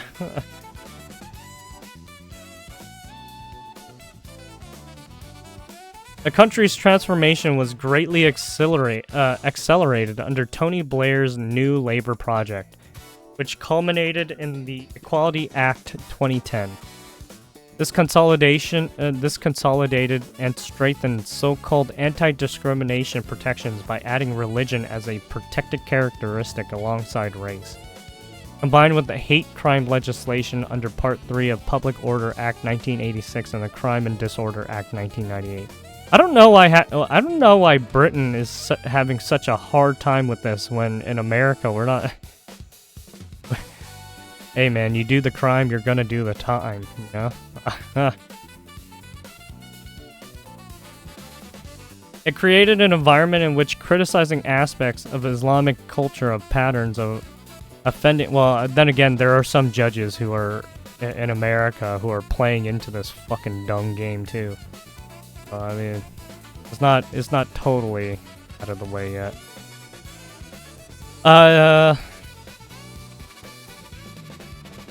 It created an environment in which criticizing aspects of Islamic culture or patterns of offending linked to Muslim communities could be framed as racial hatred or Islamophobia. Maybe just don't do the fucking crime. Maybe you won't be called a fucking piece of shit or a fucking criminal or a racist because you're targeting specific people. I don't know. Maybe just don't do the crime, yeah? Official definitions of Islamophobia promoted by some campaign groups further blurred the line between legitimate concerns and blind prejudice. The result was chilling effect across public institutions, police forces, social services, and local councils repeatedly choose silence or denial over robust investigation because of well, they also destroyed the evidence too. Or waited too long, right? The evidence was gone at that time. Investigation because the political and professional costs of appearing to single out Muslims was deemed too high. The KC National Audit of 2025 confirmed this pattern, noting that authorities shied away from examining ethnicity and culture even when the data pointed overwhelmingly to Pakistani Muslim perpetrators. Well, I mean, you guys let these people in, and then you're allowing them to do all the fucking horrendous shit. Hey, maybe do your job better instead of fucking letting a bunch of criminals in. Right, these people are foreign invaders, and you just allow them to cause crime, and then you defend them causing the crime too. Like, what the fuck? What went wrong and is now painfully clear. The post-war liberal consensus that began with Wilson emphasized diversity, inclusion, and non-judgmentalism as supreme virtue. Multiculturalism replaced national self-confidence as the guiding principle. Long-standing British norms around free speech, child protection, and impartial application of the law were subordinated to the need to avoid offending minority sensitivities at all costs. Liberal elites in media, politics, and public sector internalized the idea that acknowledging cultural or religious factors in crime was itself a form of bigotry. What do you mean? We made fun of the Christians when they went on their weird fucking crusades and shit. Like, what are you talking about? This mindset actively shielded the rape gangs by discouraging the very inquiries and interventions that could have saved thousands of children. Until the country rejects the fear of being called racist and restores the courage to name uncomfortable truths, the condition that allowed these networks to thrive will remain. This inquiry records the damage without apology. The paralysis of our institutions was not some fluke. It was the predictable outcome of decades of legal and cultural changes that place sensitivity above justice. Oh, there you go. This is a good ending paragraph right here, or good ending right there. The law.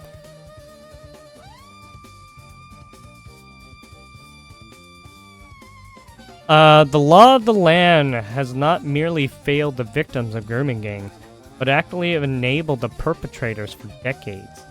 Statutes that should have delivered swift exemplary justice were either ignored, diluted, or deliberately misapplied in a manner that protected organized networks of predominantly Pakistani Muslim men while leaving thousands of British girls without protection or redress. The legal framework governing organized sexual exploitation, commonly described in public disclosure as grooming gangs, and is extensive but fragmented. It consists of overlapping criminal offenses, human rights obligations, civil liberties. Yeah. I don't think Britain land cares about human rights because they're just defending all the fucking criminals, yeah? And sentencing structures. While Parliament has enacted a broad suite of statutory provisions designed to criminalize sexual exploitation in all its forms, serious questions remains as to whether the law has been sufficiently coherent, proactive, or effective in preventing systematic abuse. At the core of the criminal law response lies the Sexual Offences Act 2003. This statute represents the principal legislative mechanism for addressing rape, sexual exploitation, and grooming. It criminalizes a wide spectrum of conduct, ranging from rape and assault by penetration to causing or inciting a child to engage in sexual activity, and facilitating sexual exploitation. The Act also contains specific offenses concerning abusive positions of trust, trafficking for sexual exploitation, preying and paying for the sexual services of a child. Collectively, these provisions were intended to modernize and consolidate earlier sexual offenses legislation. However, their practical operation in case involving organized exploitation has often revealed structural limitation. The statutory framework presumes that the criminal justice system will detect and intervene early in abusive patterns of conduct. Yeah, well, they didn't do that. They allowed it to fester and get worse and worse. And then and when it got so bad, they finally got rid of it. Like, dude, you're too late, and you allowed these victims to pile on a bunch of fucking a bunch of PTSD because you fucking allowed this shit to happen for so long. And they have a distrust for the system because you didn't help them when they first brought it up. Jesus. You guys are fucking horrendous, just as horrendous as those fucking terrorists. The statutory framework presumes that the criminal justice system will detect and intervene early in abusive patterns of conduct. In practice, many cases of organized abuse have involved prolonged periods during which victims were groomed, trafficked, and repeatedly assaulted without meaningful intervention by authorities. Subsequent legislation, including the Serious Crime Act of 2015, expanded the exception of sexual exploitation to encompass a broader range of behaviors, including non-contact abuse and technologically facilitated exploitation. This expansion reflected an evolving understanding of grooming as a process rather than a single criminal act. Nevertheless, legislative reform has largely been reactive. It has tended to follow public scandals rather than anticipate systematic patterns of it. Right, basically, they only come out to say anything because of the public outcry. Right, they don't stop it immediately. As a result, the legal framework often appears to be piecemeal, rather than strategically designed. In cases involving organized sexual exploitation, prosecutors frequently rely on the constellation of offenses rather than any single overarching charge. Perpetrators may be convicted of conspiracy to rape, trafficking for sexual exploitation, arranging child prostitution, and a variety of associated offenses, including a drug supply and false imprisonment. Such cases demonstrate that the criminal law is capable of imposing severe sentences, including life imprisonment, where the offending is particularly grave. Yet these outcomes tend to occur only after extensive investigations and multiple failures of early intervention. The law's capacity to punish extreme wrongdoing is therefore clear, but its capacity to prevent such wrongdoing remains contestable.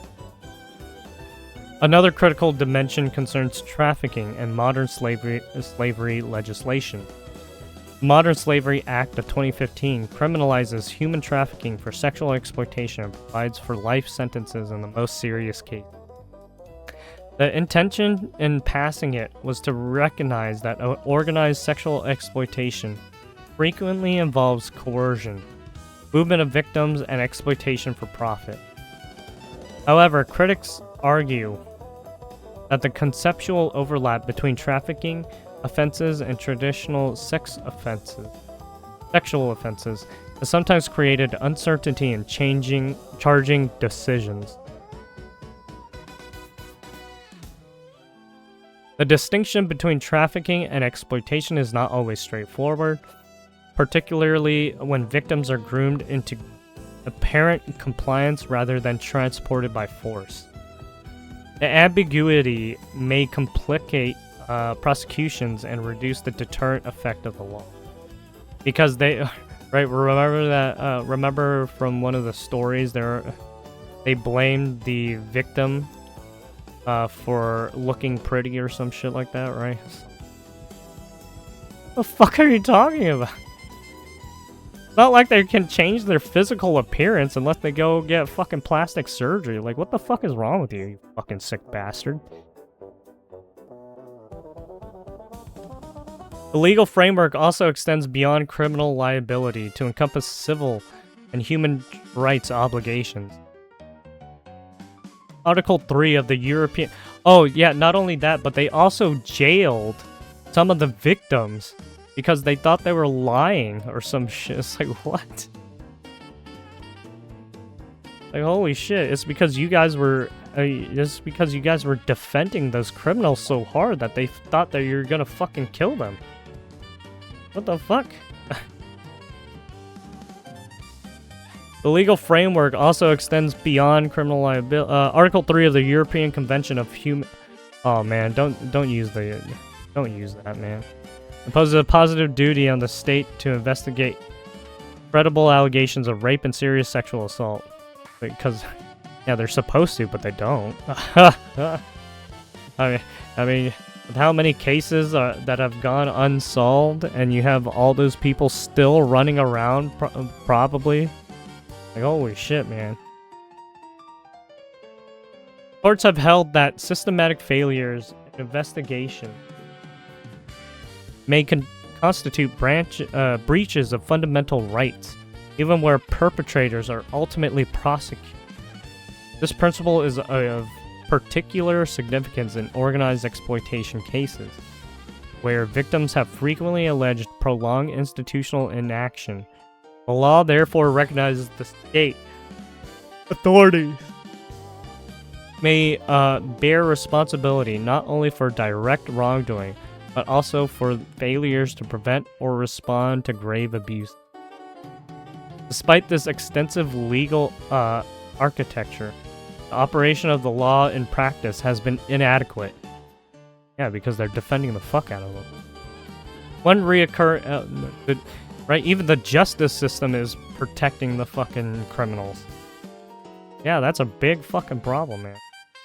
One reoccurring criticism is that the legal framework places significant emphasis on individual criminal acts while insufficiently addressing patterns of organized exploit.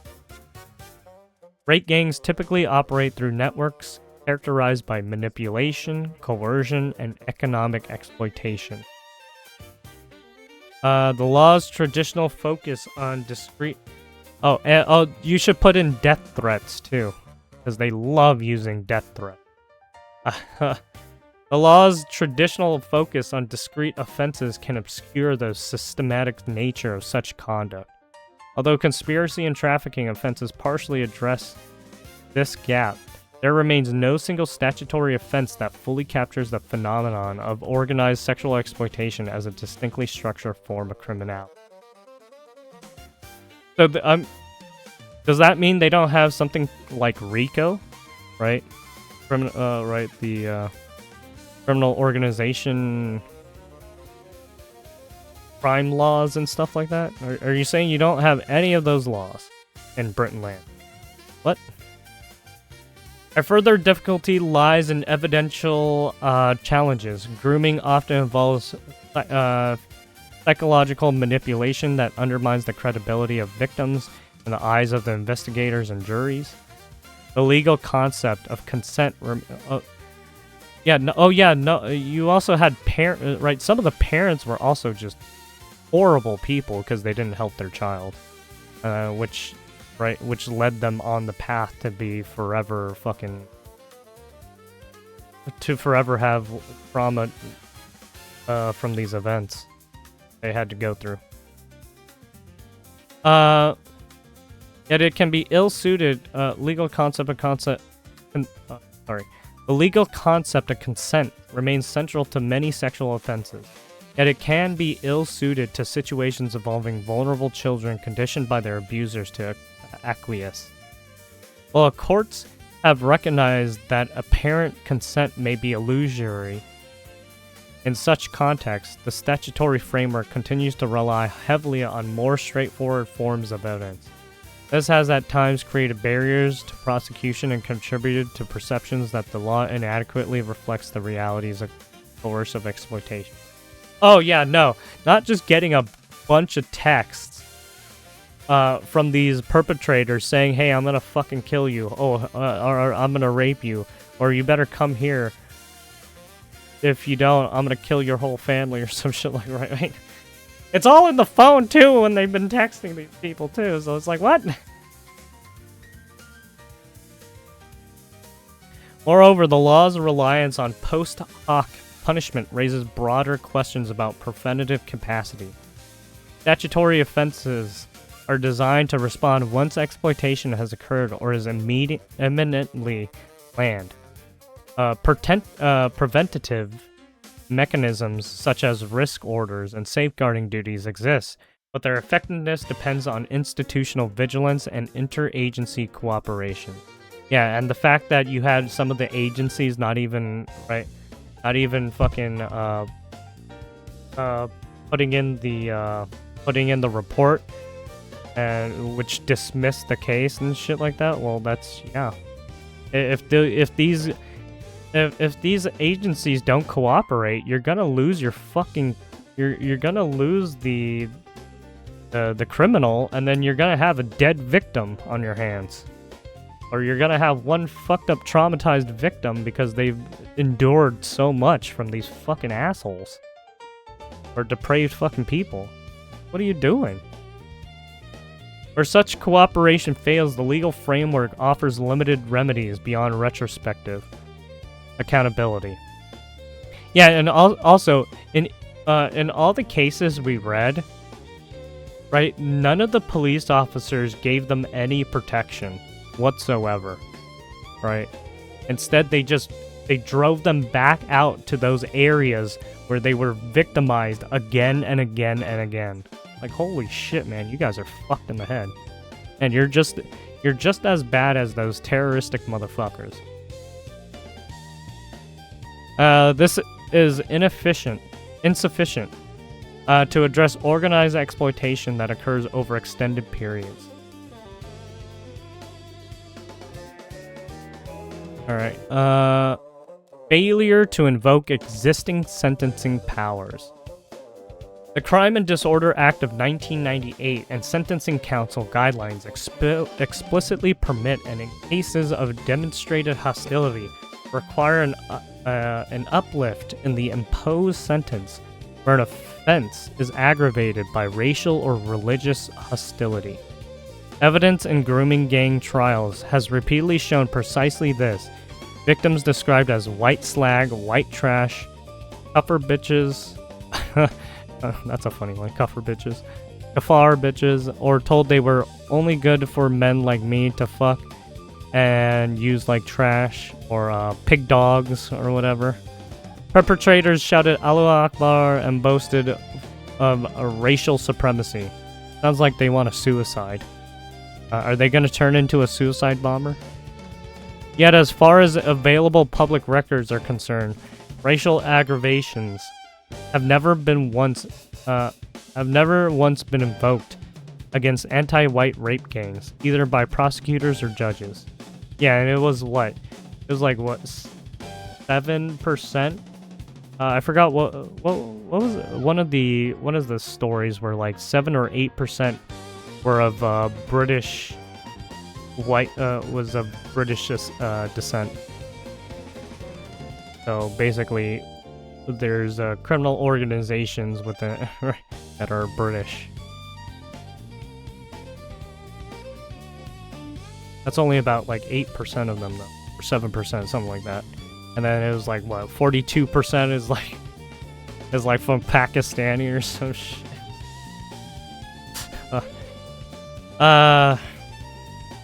Yet as far as available public records are concerned, racial aggravations have never been invoked against anti-white rape gangs, either by prosecutors. Oh yeah, I just read that. This is in stark contrast to what tends to happen whenever white criminals are held to account for interracial crimes. Prosecutors did not hesitate, for instance, to pursue aggravated charges against Darren Osborne after he murdered a crowd of Muslims with his van in 2017, sentencing Osborne to life imprisonment with a minimum tariff, 43 years.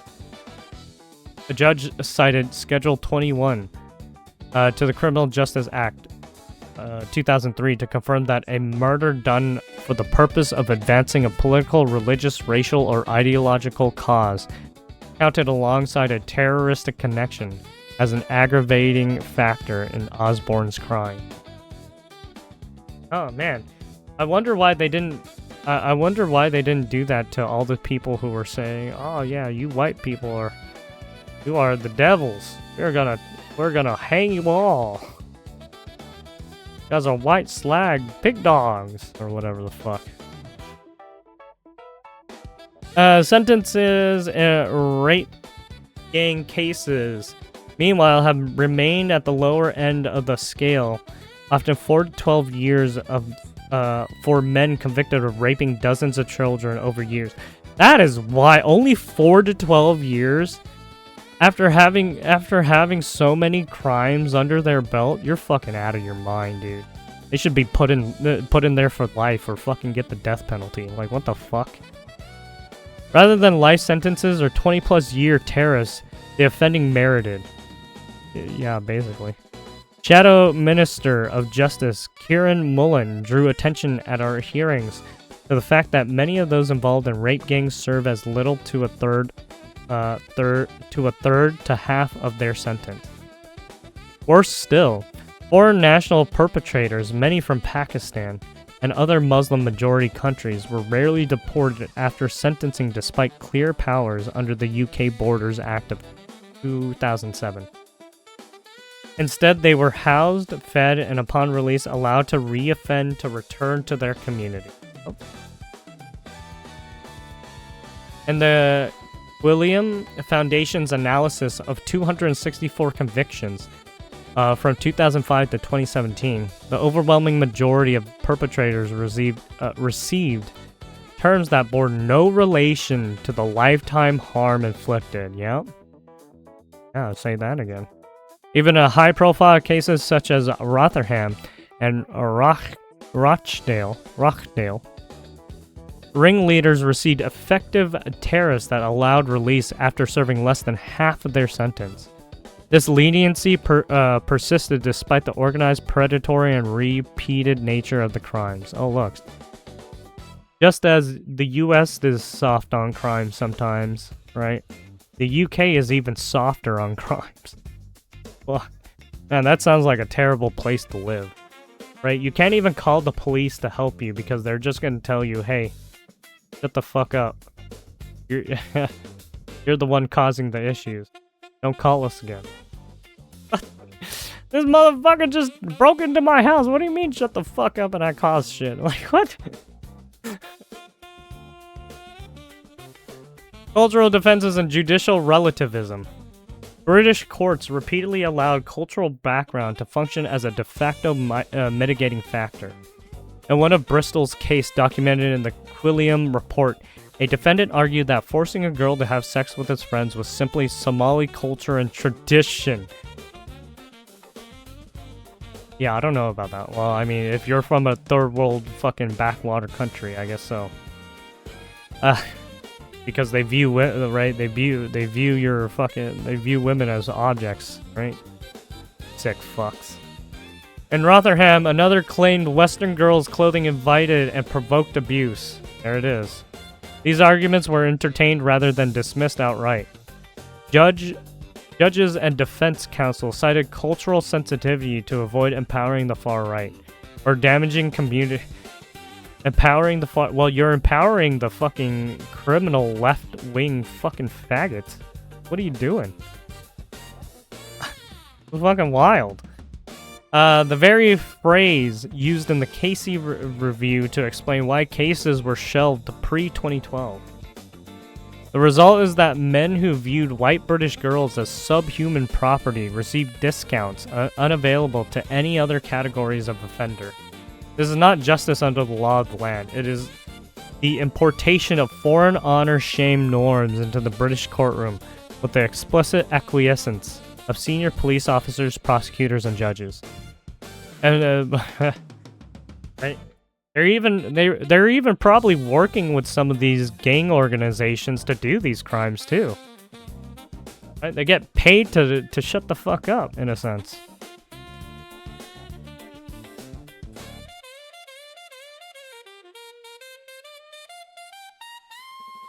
Party politics.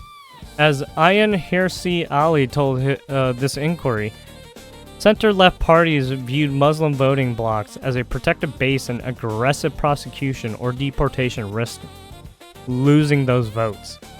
Chronic electoral dependence on such blocs thus paralyzed far too many levels of government. Political actors across the board, national, local, and devolved, knew about the organized rape gangs for decades, yet put electoral survival, so-called community relations, and fear of racism accusations before child protection. Look at that. They would rather protect these criminals because they want to have the political power to stay in power. So they protect these criminals so that they can vote for them. Man, that's like bribery almost, huh? Fucking pieces of shit.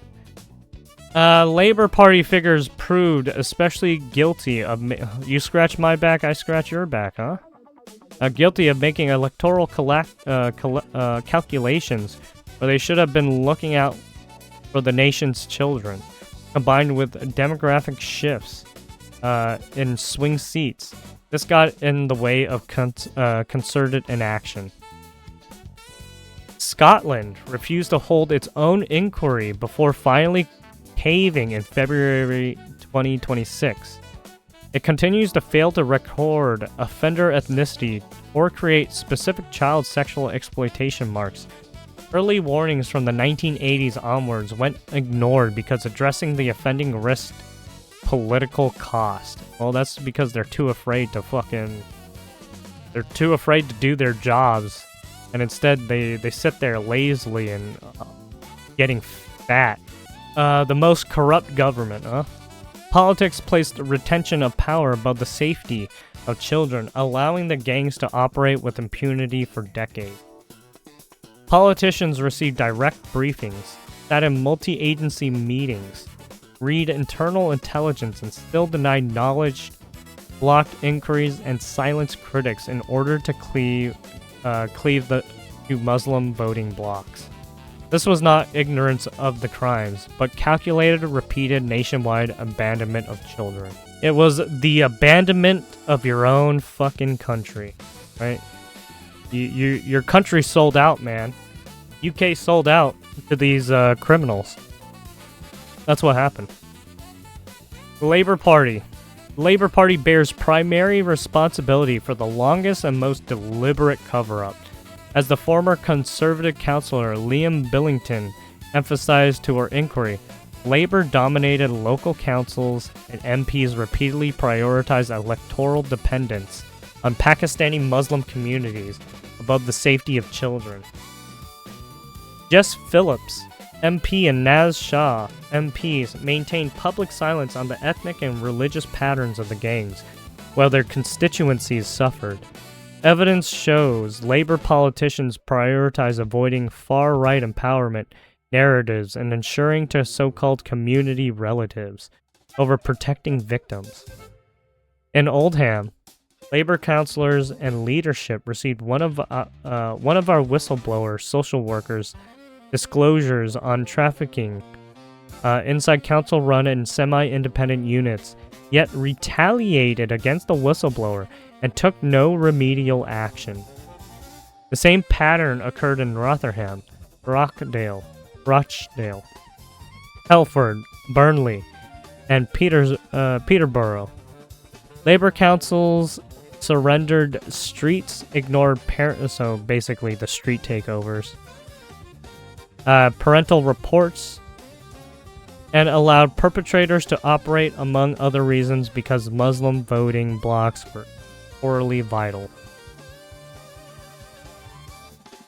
Former detective constable and Rochdale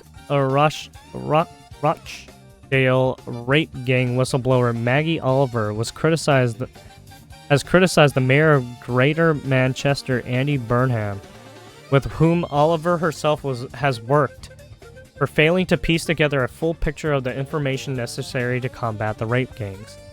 That still operates in his area. Despite ordering some preliminary independent reviews into CSE across Manchester, Burnham stands accused of focusing exclusively on the failures of the past. Oliver is on record further suggesting that two trustworthy reviewers resigned from the final phase of Burnham's inquiry, dealing with the years 2019 to 2025, because they were blocked by Greater Manchester police from accessing vital documents and speaking to some survivors. As Oliver puts it, so they're actively trying to stop investigations and reprimand them for looking too much into it. What I had to come to see and believe is that whilst the PR machine was wheeled out very well about what was already in the public, when it comes to leadership and coverage and gripping what is going on now, unfortunately, Burnham turned away. He missed a huge opportunity to bring changes that are needed, because he decided to protect the fucking criminals. Even reviews that did produce valuable findings have seldom been followed by decisive action. Commissioned in 2017, Burnham's limited independent review concluded that authorities had failed to protect children from pedophile gangs in Manchester, Oldham, and Rochdale. However, no officers were fired or stripped of their pensions for their historic failings exposed. nor has Burnham exercised his power as police and crime commissioner, a position he automatically holds as an extension of his mayoralty. To prosecute any of the officers found to have failed the victims of predatory gangs.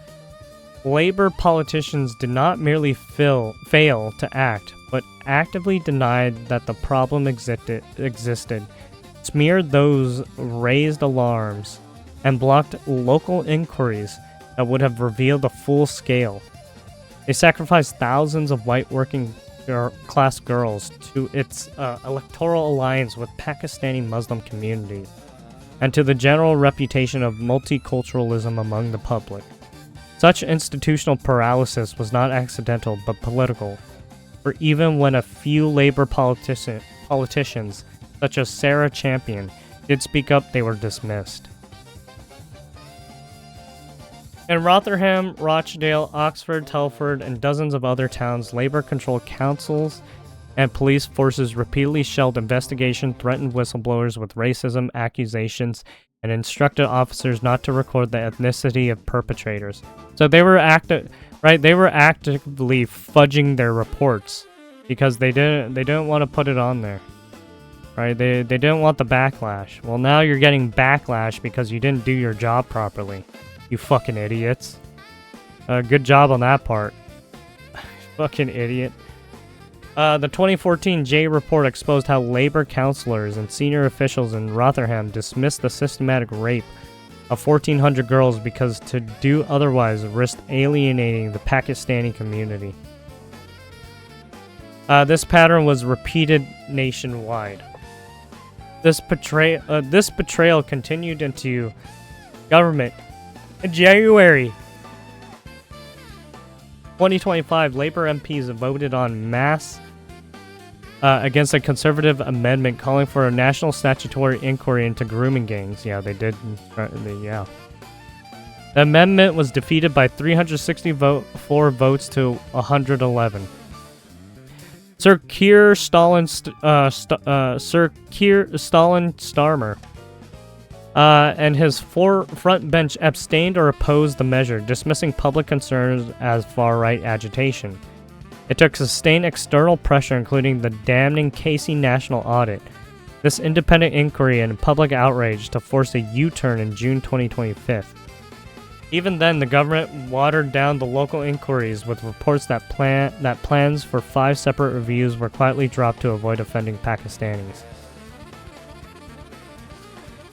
Jess Phillips, appointed safeguarding minister, had much to do with his show of contempt by the Labour Party survivors. Resigned from her victim panel in disgust, condemning the process as a sham. Phillips apologized for delays but retained the full backing of Sir Keir Starmer. Under her watch, ethnicity recording remains patchy and the anti-white aspect of these horrendous crimes continues to be downplayed. This is the same Labour Party that has consistently weaponized accusations of Islamophobia to silence anyone who stated the obvious, that the gangs were and remain overwhelmingly Pakistani Muslim men. As a result, the nation has suffered decades of state-enabled child rape on an industrial scale. Yeah. UK land has their own human trafficking ring, and they're allowing it to happen.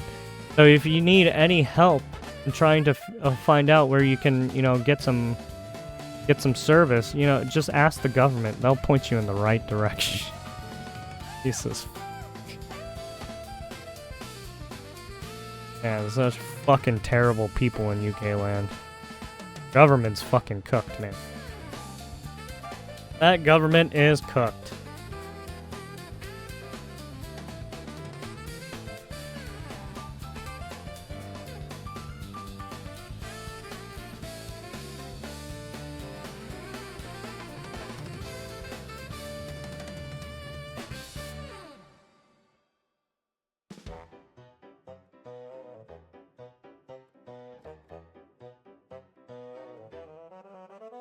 Okay.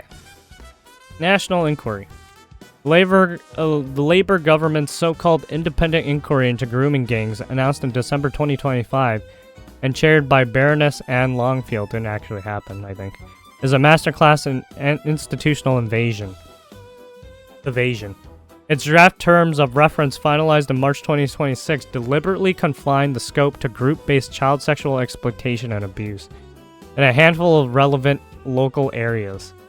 The inquiry is explicitly time-limited, targeted and proportionate, and framed as an exercise in examining failures in practice and obstruction by statutory services.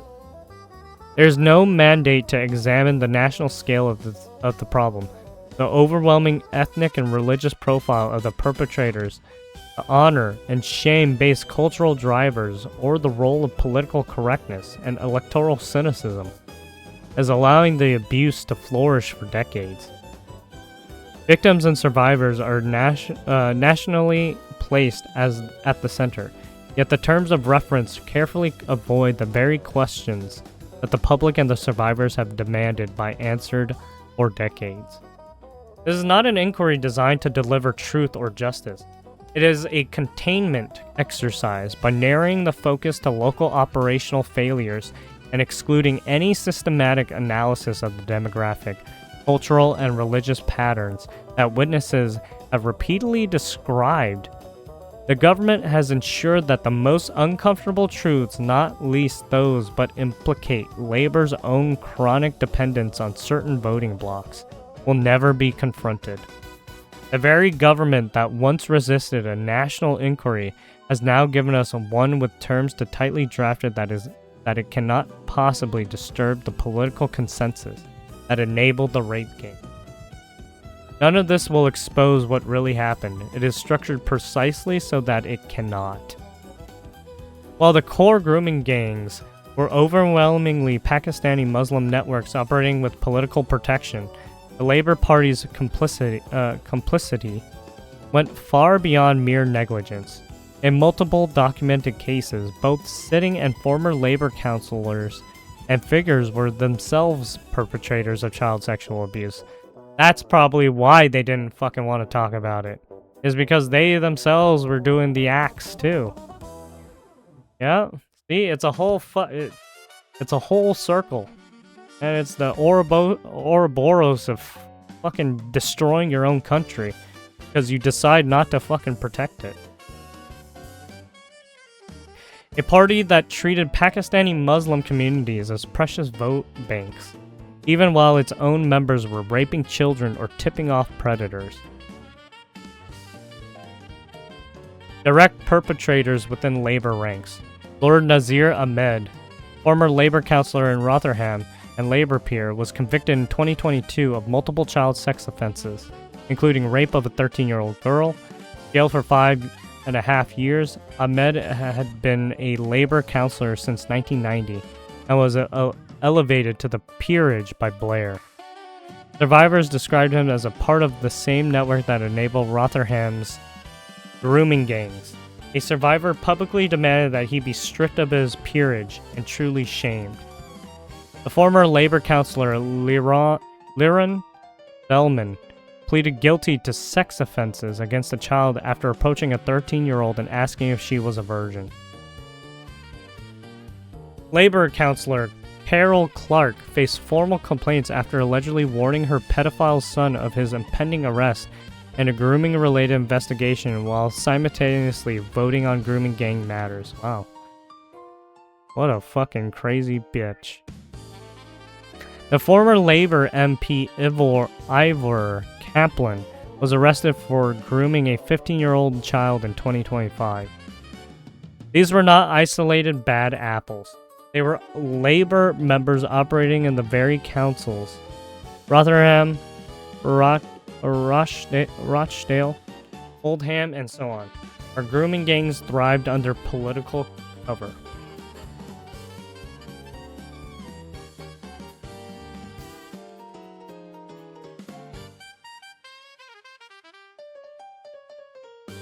Enablers and positions of power. Beyond direct offending, senior Labour figures either failed to crack down on rape gangs or obstructed efforts to do so. John Wright, labor counselor, Rotherham Children's Services lead, 2005 to 2010, remained in post despite knowing about the scale of the abuse. Resigned only after the J report exposed his department. Wow. Catastrophic failure, yeah. Very, very bad. Roger Stone, Labor Council leader, Rotherham, 2003 to 2014. Presided over local government during the cover-up documented in the J report. Multiple Rotherham labor councillors interfered in police investigations, tipped off perpetrators, or dismissed victims as making lifestyle choices to protect community relations and votes. While Sir Stalin Keir Starmer was the director of public prosecutions, it has been reported that 13,000 suspected rape gang members and pedophiles were let off with warning letters. Wow. Good job, Keir Starmer. You're a piece of shit. And I hope you burn in hell. Man, I can't wait for people to riot and fucking hang you, you fucking piece of shit. Jesus. As stated earlier, the mayor of London, Sadiq Khan, yeah, he's a big pusher for all this fucking criminal bullshit too. Repeatedly insisted there were no grooming gangs operating in the city. He described evidence from whistleblowers as politically motivated.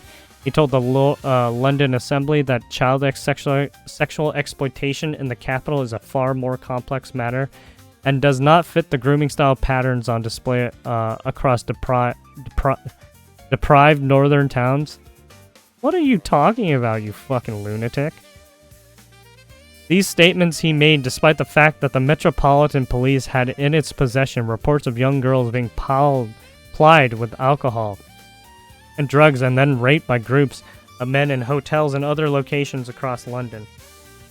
A Daily Express investigation revealed that Khan had direct access to HM Inspectorate of Constabulary documents detailing the very patterns of offending he had denied. Yeah, he decided to hide his head in the sand and not look at it. So like, no, this didn't happen. It's not true. I'm not believing it. I'm gonna push my narrative because I'm a fucking terroristic piece of shit. Khan read these files yet continued to deny the existence of grooming gangs in public. Overall, the Labour Party did not just fail to prosecute the gangs. In some cases, its own members were the abusers, and in most cases, its councillors, leaders, and ministers put loyalty to Pakistani Muslim blocs before child safety. No other political party has such a well-documented track record of direct involvement with the institutional protection of industrial-scale child rape. This was in large part due to Labour's own electoral self-interest.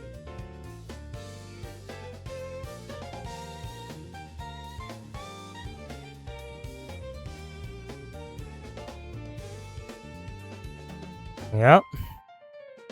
They'd rather protect their skin than actually do the right thing. Right? They'd protect their own self-interest than to protect their own constituents and communities. Right? They turn their communities to the fucking wolves, man. The Conservative Party. The Conservative Party, when holding national power from 2010 onwards, failed to impose mandatory ethnicity recordings for CSE offenders and failed to launch a nationwide statutory inquiry despite the scale becoming public through the Rotherham J report and other local revelations. So basically, they're saying that the Conservative Party was just as bad as the Labour Party. By not trying to enforce the laws and to let victims get abused and raped and victimized and forever traumatized. Successive conservative-led government allowed the same local cover-ups to continue unchecked in non-labor areas and did nothing to force data transparency or protect children outside labor stronghold. The national political environment under conservative administration administrations permitted the gangs to operate for another decade without systematic disruption. A proud Islamophile, the former conservative minister Roy Stewart is a standout example of the Malaise?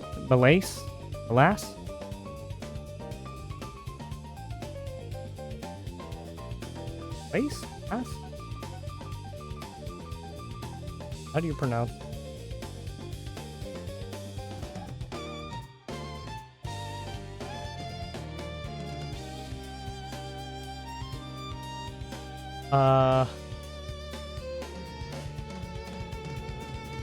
Malaise?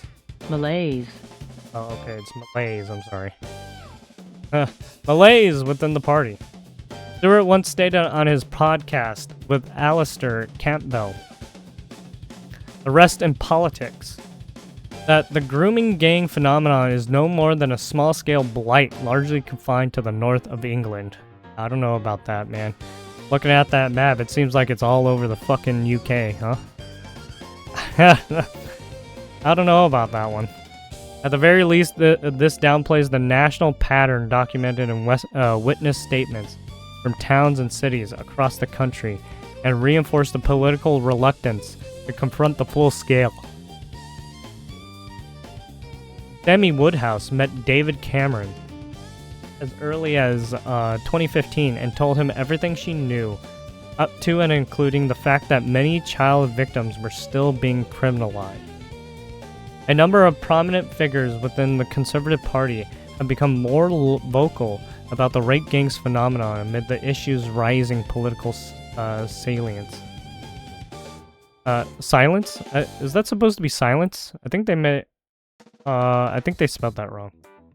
Even so, Conservative Prime Minister from David Cameron to Rishi Sunak did very little in government. Scottish politics. John Lamont, MP's evidence to our inquiry shows that the same reluctance operated north of the English border.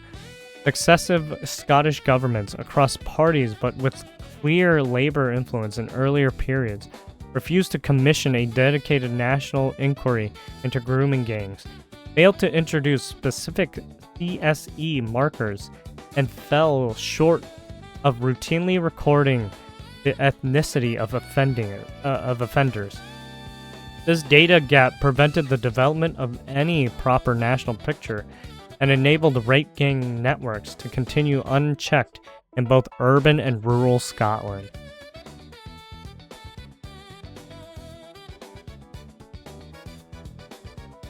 Pregnancy, abortion, and children born of rape. Gangs deliberately used pregnancy as a tool of control. Girls as young as 4 were raped repeatedly, some until they became pregnant. Perpetrators then exploited the pregnancy to bind the victims to them, prevent escape, and exert ongoing coercion. Victims endured multiple pregnancies while still children themselves. Some miscarried under the physical and emotional trauma. Others were coerced into abortions. Those who carried to term gave birth as children and were left without support, education, or protection. Many of these victims had themselves been born of rape to mothers who suffered identical exploitation. The state would often remove the babies for adoption or place them into the same failing care system while leaving the young mothers in the environments where the abuse continued. Intergenerational trauma became institutionalized. Yep, pretty much. Abortions were sometimes arranged by the perpetrators or their associates, often in backstreet conditions that caused lasting physical damage. Medical services recorded the pregnancies and injuries, but discharged the girls back to the abusers without safeguarding or long-term support. Social services and the NHS treated the pregnancies as isolated medical events rather than evidence of organized child rape. That's fucking wild. The state severed the maternal bond while failing to break the cycle of abuse. Other babies remained with mothers who were themselves still children, producing immediate harm typically involving a disrupted education, substance addiction, mental collapse, and repeated contact with the criminal justice system. Victims who had been born of rape to earlier victims described the same patterns repeating across generations.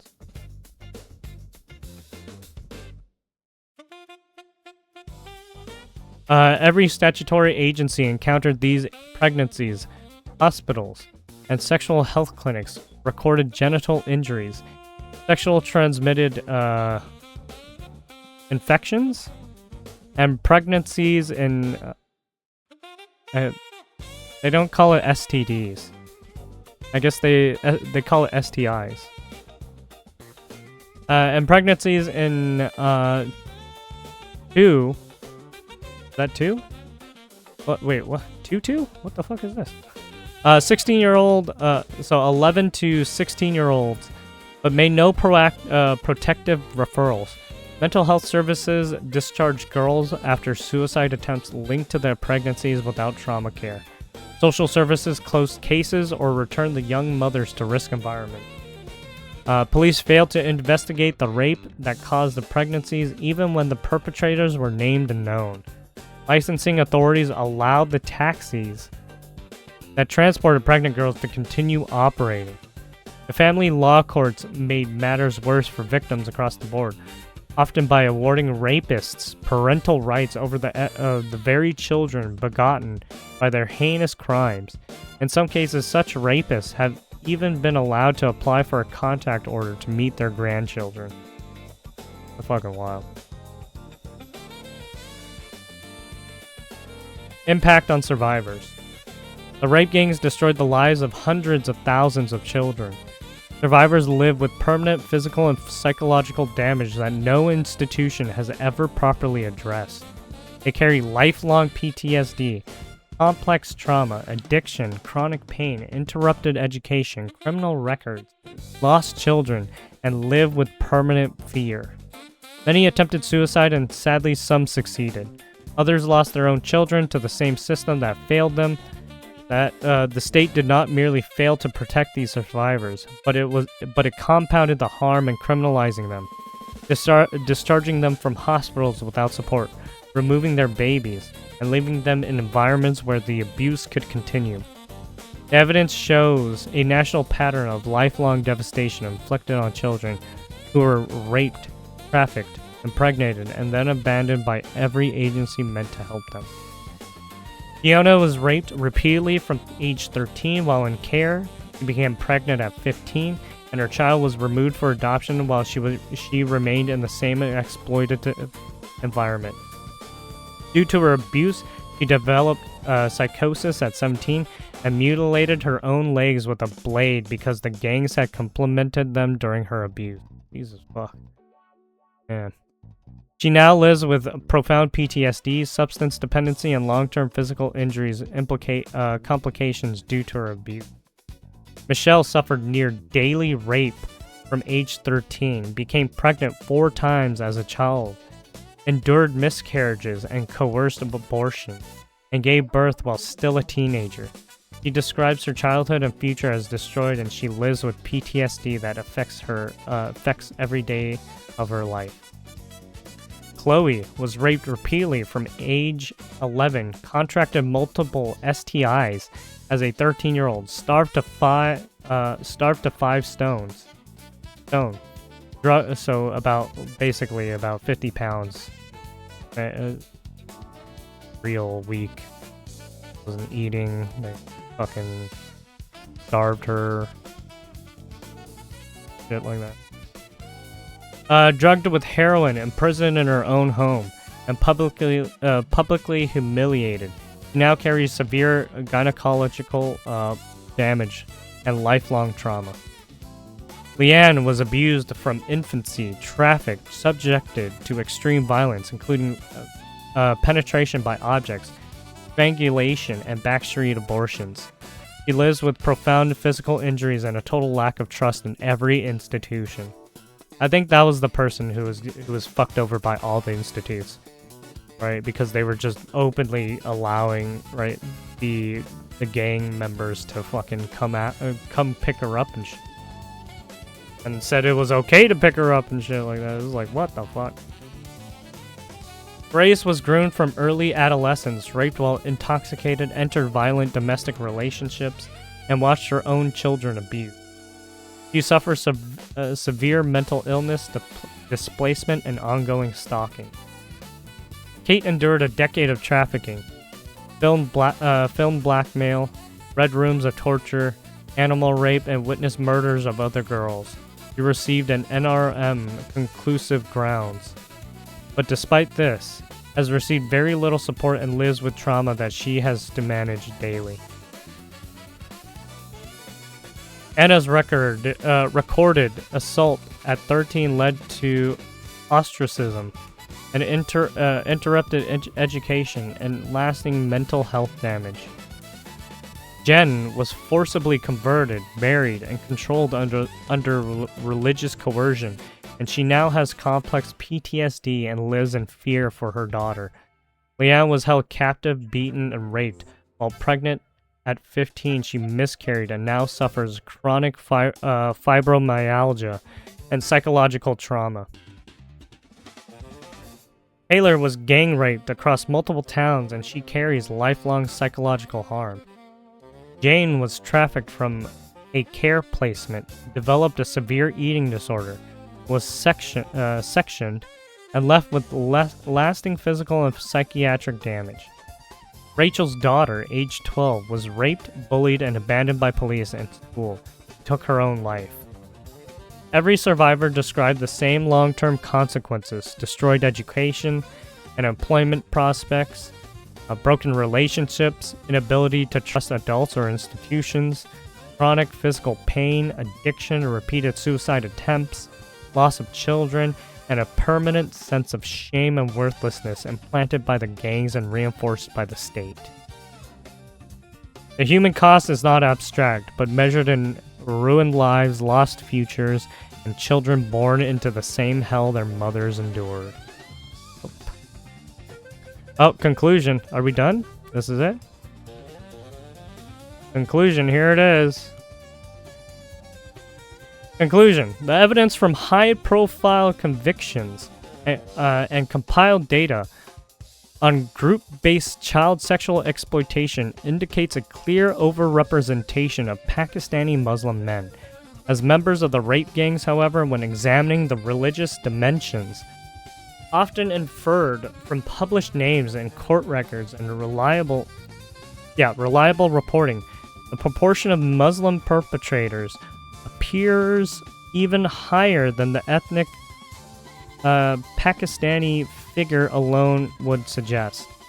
Analysis of conviction lists, such as those compiled by researchers reviewing cases from the late 1990s onwards, have found that approximately 90% of those convicted in relevant grooming gang cases bore distinctive Muslim names, a stark contrast to the roughly 6 Muslim proportion of the overall population. This pattern arises because nearly all documented Pakistani perpetrators in these cases have Muslim names, and additional convictions have involved Muslim men from other backgrounds: Somali, Iranian, Syrian, Turkish, and mixed groups with predominantly Islamic names. Non-Muslim participants remain exceptions, often isolated incidents in smaller or mixed groups. These recurring observations drawn from judicial outcomes, inquiries, and other public records establish a basis for advocating improved official data, collecting on the religion of perpetrators in group-based child sexual exploitation cases. Current national data frequently lack robust recording of ethnicity and religion, is even less systematically captured, limiting evidence-based analysis and response. Enhanced mandatory recording of both ethnicity and religion alongside other characteristics for suspects and convicted offenders, and these offenses would enable clearer identification of patterns, better informed prevention strategies, and more proportionate policy interventions, while addressing a long-standing criticism of data inadequacies, highlighting government reviews and reports. The evidence heard by this inquiry is unequivocally overwhelming and devastating in its clarity. Organized networks of Muslim men systematically raped, trafficked, drugged, impregnated, and destroyed the lives of thousands upon thousands of British children across every region of the United Kingdom for decades, when the documented patterns from Rotherham, Telford, Rochdale, Oxford, Newcastle, Oldham, Huddersfield,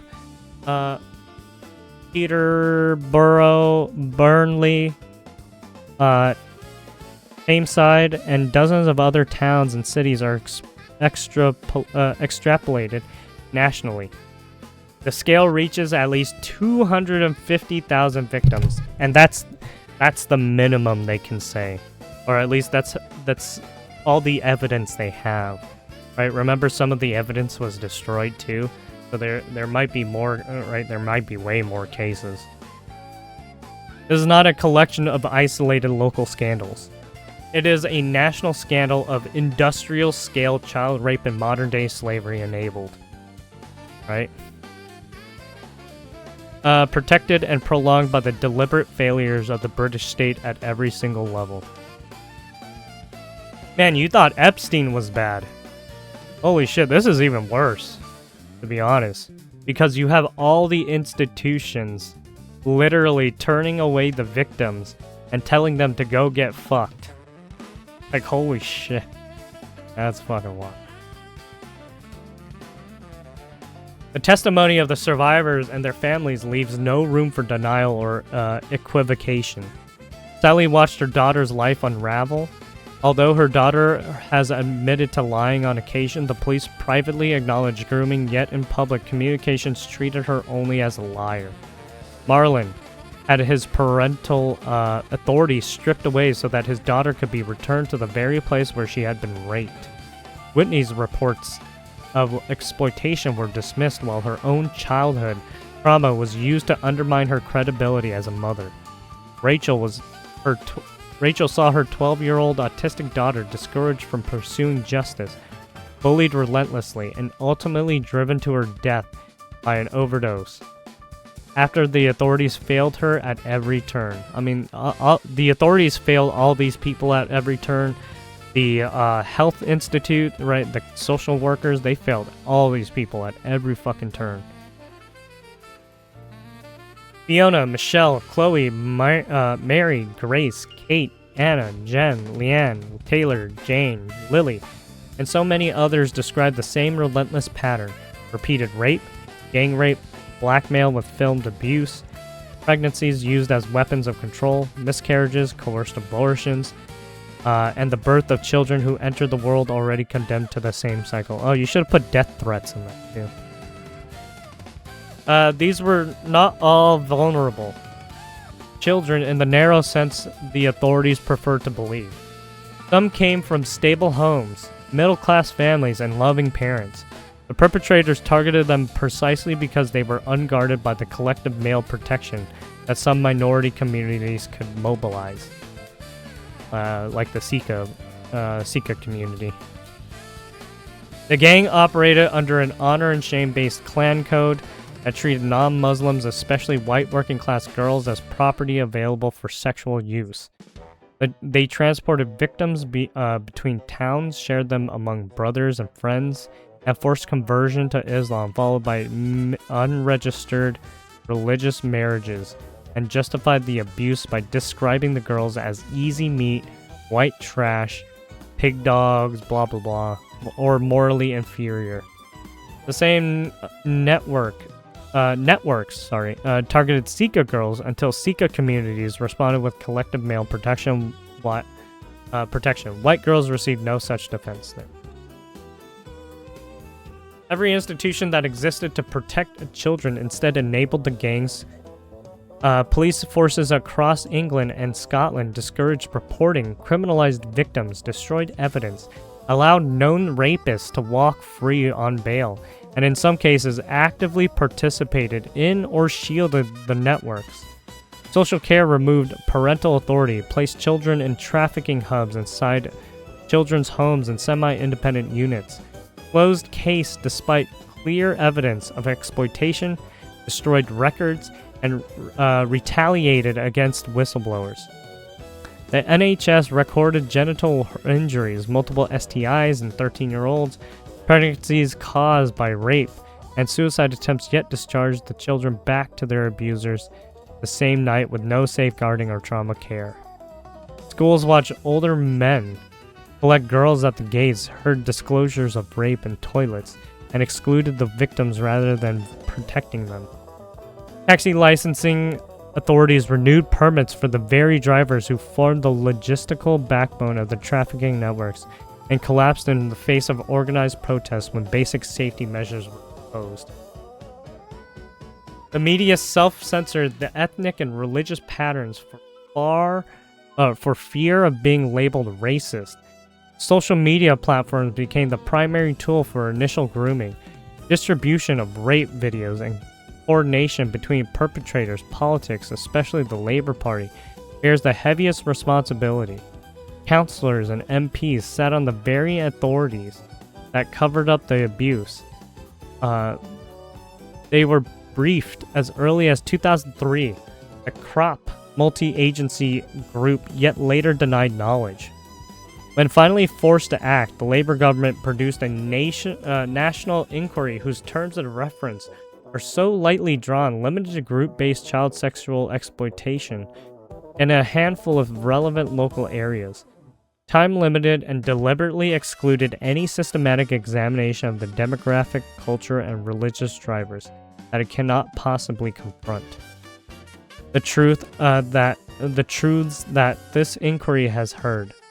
Labour did not merely fail to protect children, it actively obstructed justice, suppressed ethnicity data, voted against a proper national inquiry, and sacrificed tens of thousands of white working-class girls on the altar of multiculturalism and electoral arithmetic. The Conservative Party, while in national government from 2010 onwards, also failed. It did not impose mandatory ethnicity recording, nor did it launch a nationwide statutory inquiry, despite the Rotherham J report and other revelations. Rory Stewart, a former Conservative minister, publicly described the issue as a small problem confined to the north of England. He downplayed the national reality and thus showed the attitude of, at the very least, a section of the party.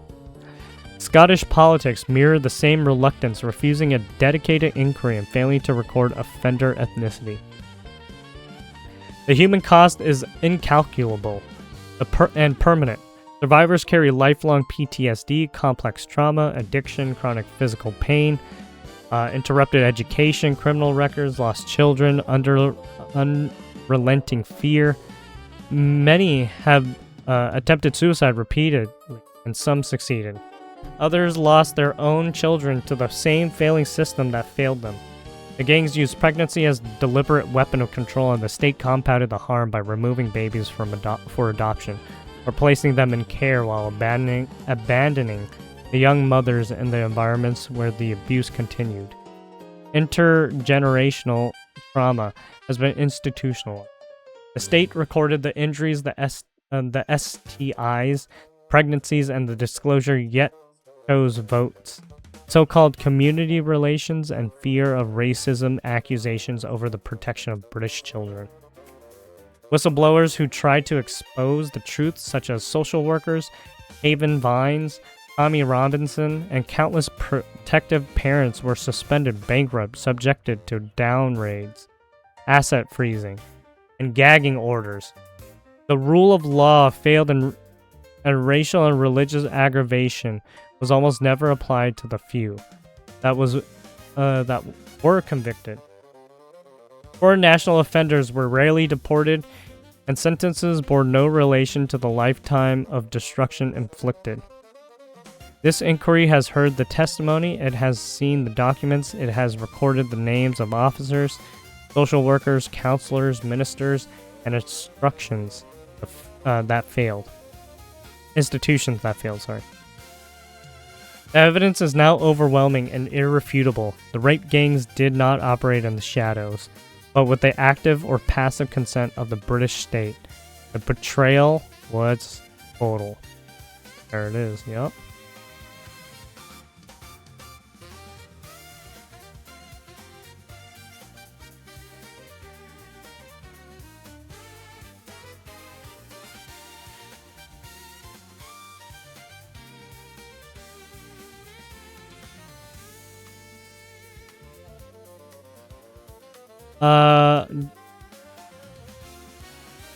I guess we should read this. Next steps. Publish this inquiry's full witness statements. Seek out further witnesses' statements so that more victims can tell their story. Name within Parliament those found to have enabled the rape gangs. Continue initiating civil proceedings and private prosecutions where appropriate. We have had more women come forward since our formal hearings took place. Be in no doubt that we intend for our rape gang inquiry to have a long life, well beyond the publication of this one report. It will be uploaded as, and when we learn more about the most horrific blight on our national story. This is the initial phase of a larger mission to make sure that no such avoidable atrocities can happen ever again.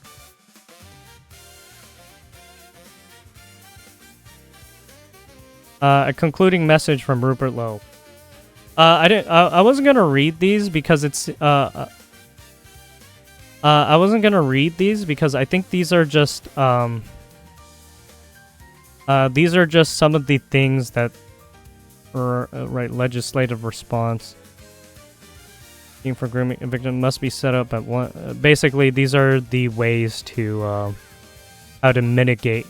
Right, right. These are the recommendations to make everything right. Right, to start enforcing things, to mitigate these guys from continuing their fucked up shit. Right. The evidence presented to this inquiry by victims and whistleblowers demonstrate beyond reasonable doubt that the rape gangs operated with either the active or passive consent of public authorities. More or less, every institution failed. The state knew the patterns, recorded, and then often destroyed the evidence of harm, and chose political convenience over child protection.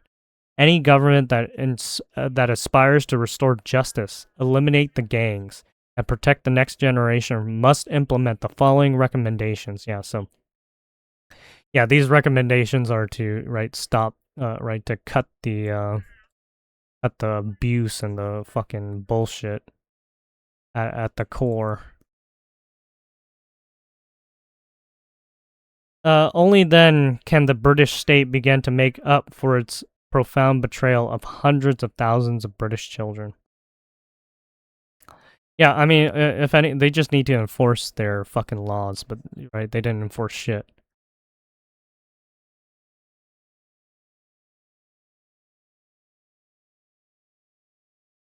Yeah, all frontline response, basically, they're saying these people on the front lines need to go into do more training to help, stuff like that. But yeah, I wasn't gonna read those because it was just, it's their recommendation to do over in fucking UK land, right? If you want to read that, you can read that on your own. A concluding message from Rupert Lowe, MP, Rape Gang Inquiry Chair. I want to thank you for taking the time to read our report. I hope it has gone some way to helping you understand the horror that was unfolded in almost every British town and city over the last 50 years. Participating in our hearings, listening to our survivors was the most harrowing experience of my life. It is impossible to understand how such evil has been allowed to flourish on such a horrifying scale. This inquiry was found because the authorities failed to act, the politicians failed to act, civil service failed to act. Everyone failed to act. We will not make that same mistake again. We will provide a platform for further victims to tell the nation their story. I will name perpetrators using parliamentary privilege, and we will aim to put those people in prison through a cooperation with the relevant authorities. If they fail to take the necessary steps, we will deploy private prosecutions to obtain justice at last. The ultimate objective of our inquiry is clear. Put rapists and their enablers behind bars. There will be more news to come very soon on that front. Thank you for your time and attention in reading this historic report. Rupert Lowe MP, the Rape Gang Inquiry. There you have it. There you have it. And right, the appendix just shows all the sources they used and references they use. All right, there you go. That is it. I was thinking of, I don't know, I don't think we should read the appendix. That's just way too much stuff. I mean, we read all the main thing, right? We read the conclusion, right? We read up to the conclusion. That's pretty much it. We read everything. And then now it's just up to British land to fucking, right, enact their laws and enforce it. All right, there you have it. That is the document of the Rape Gang Inquiry.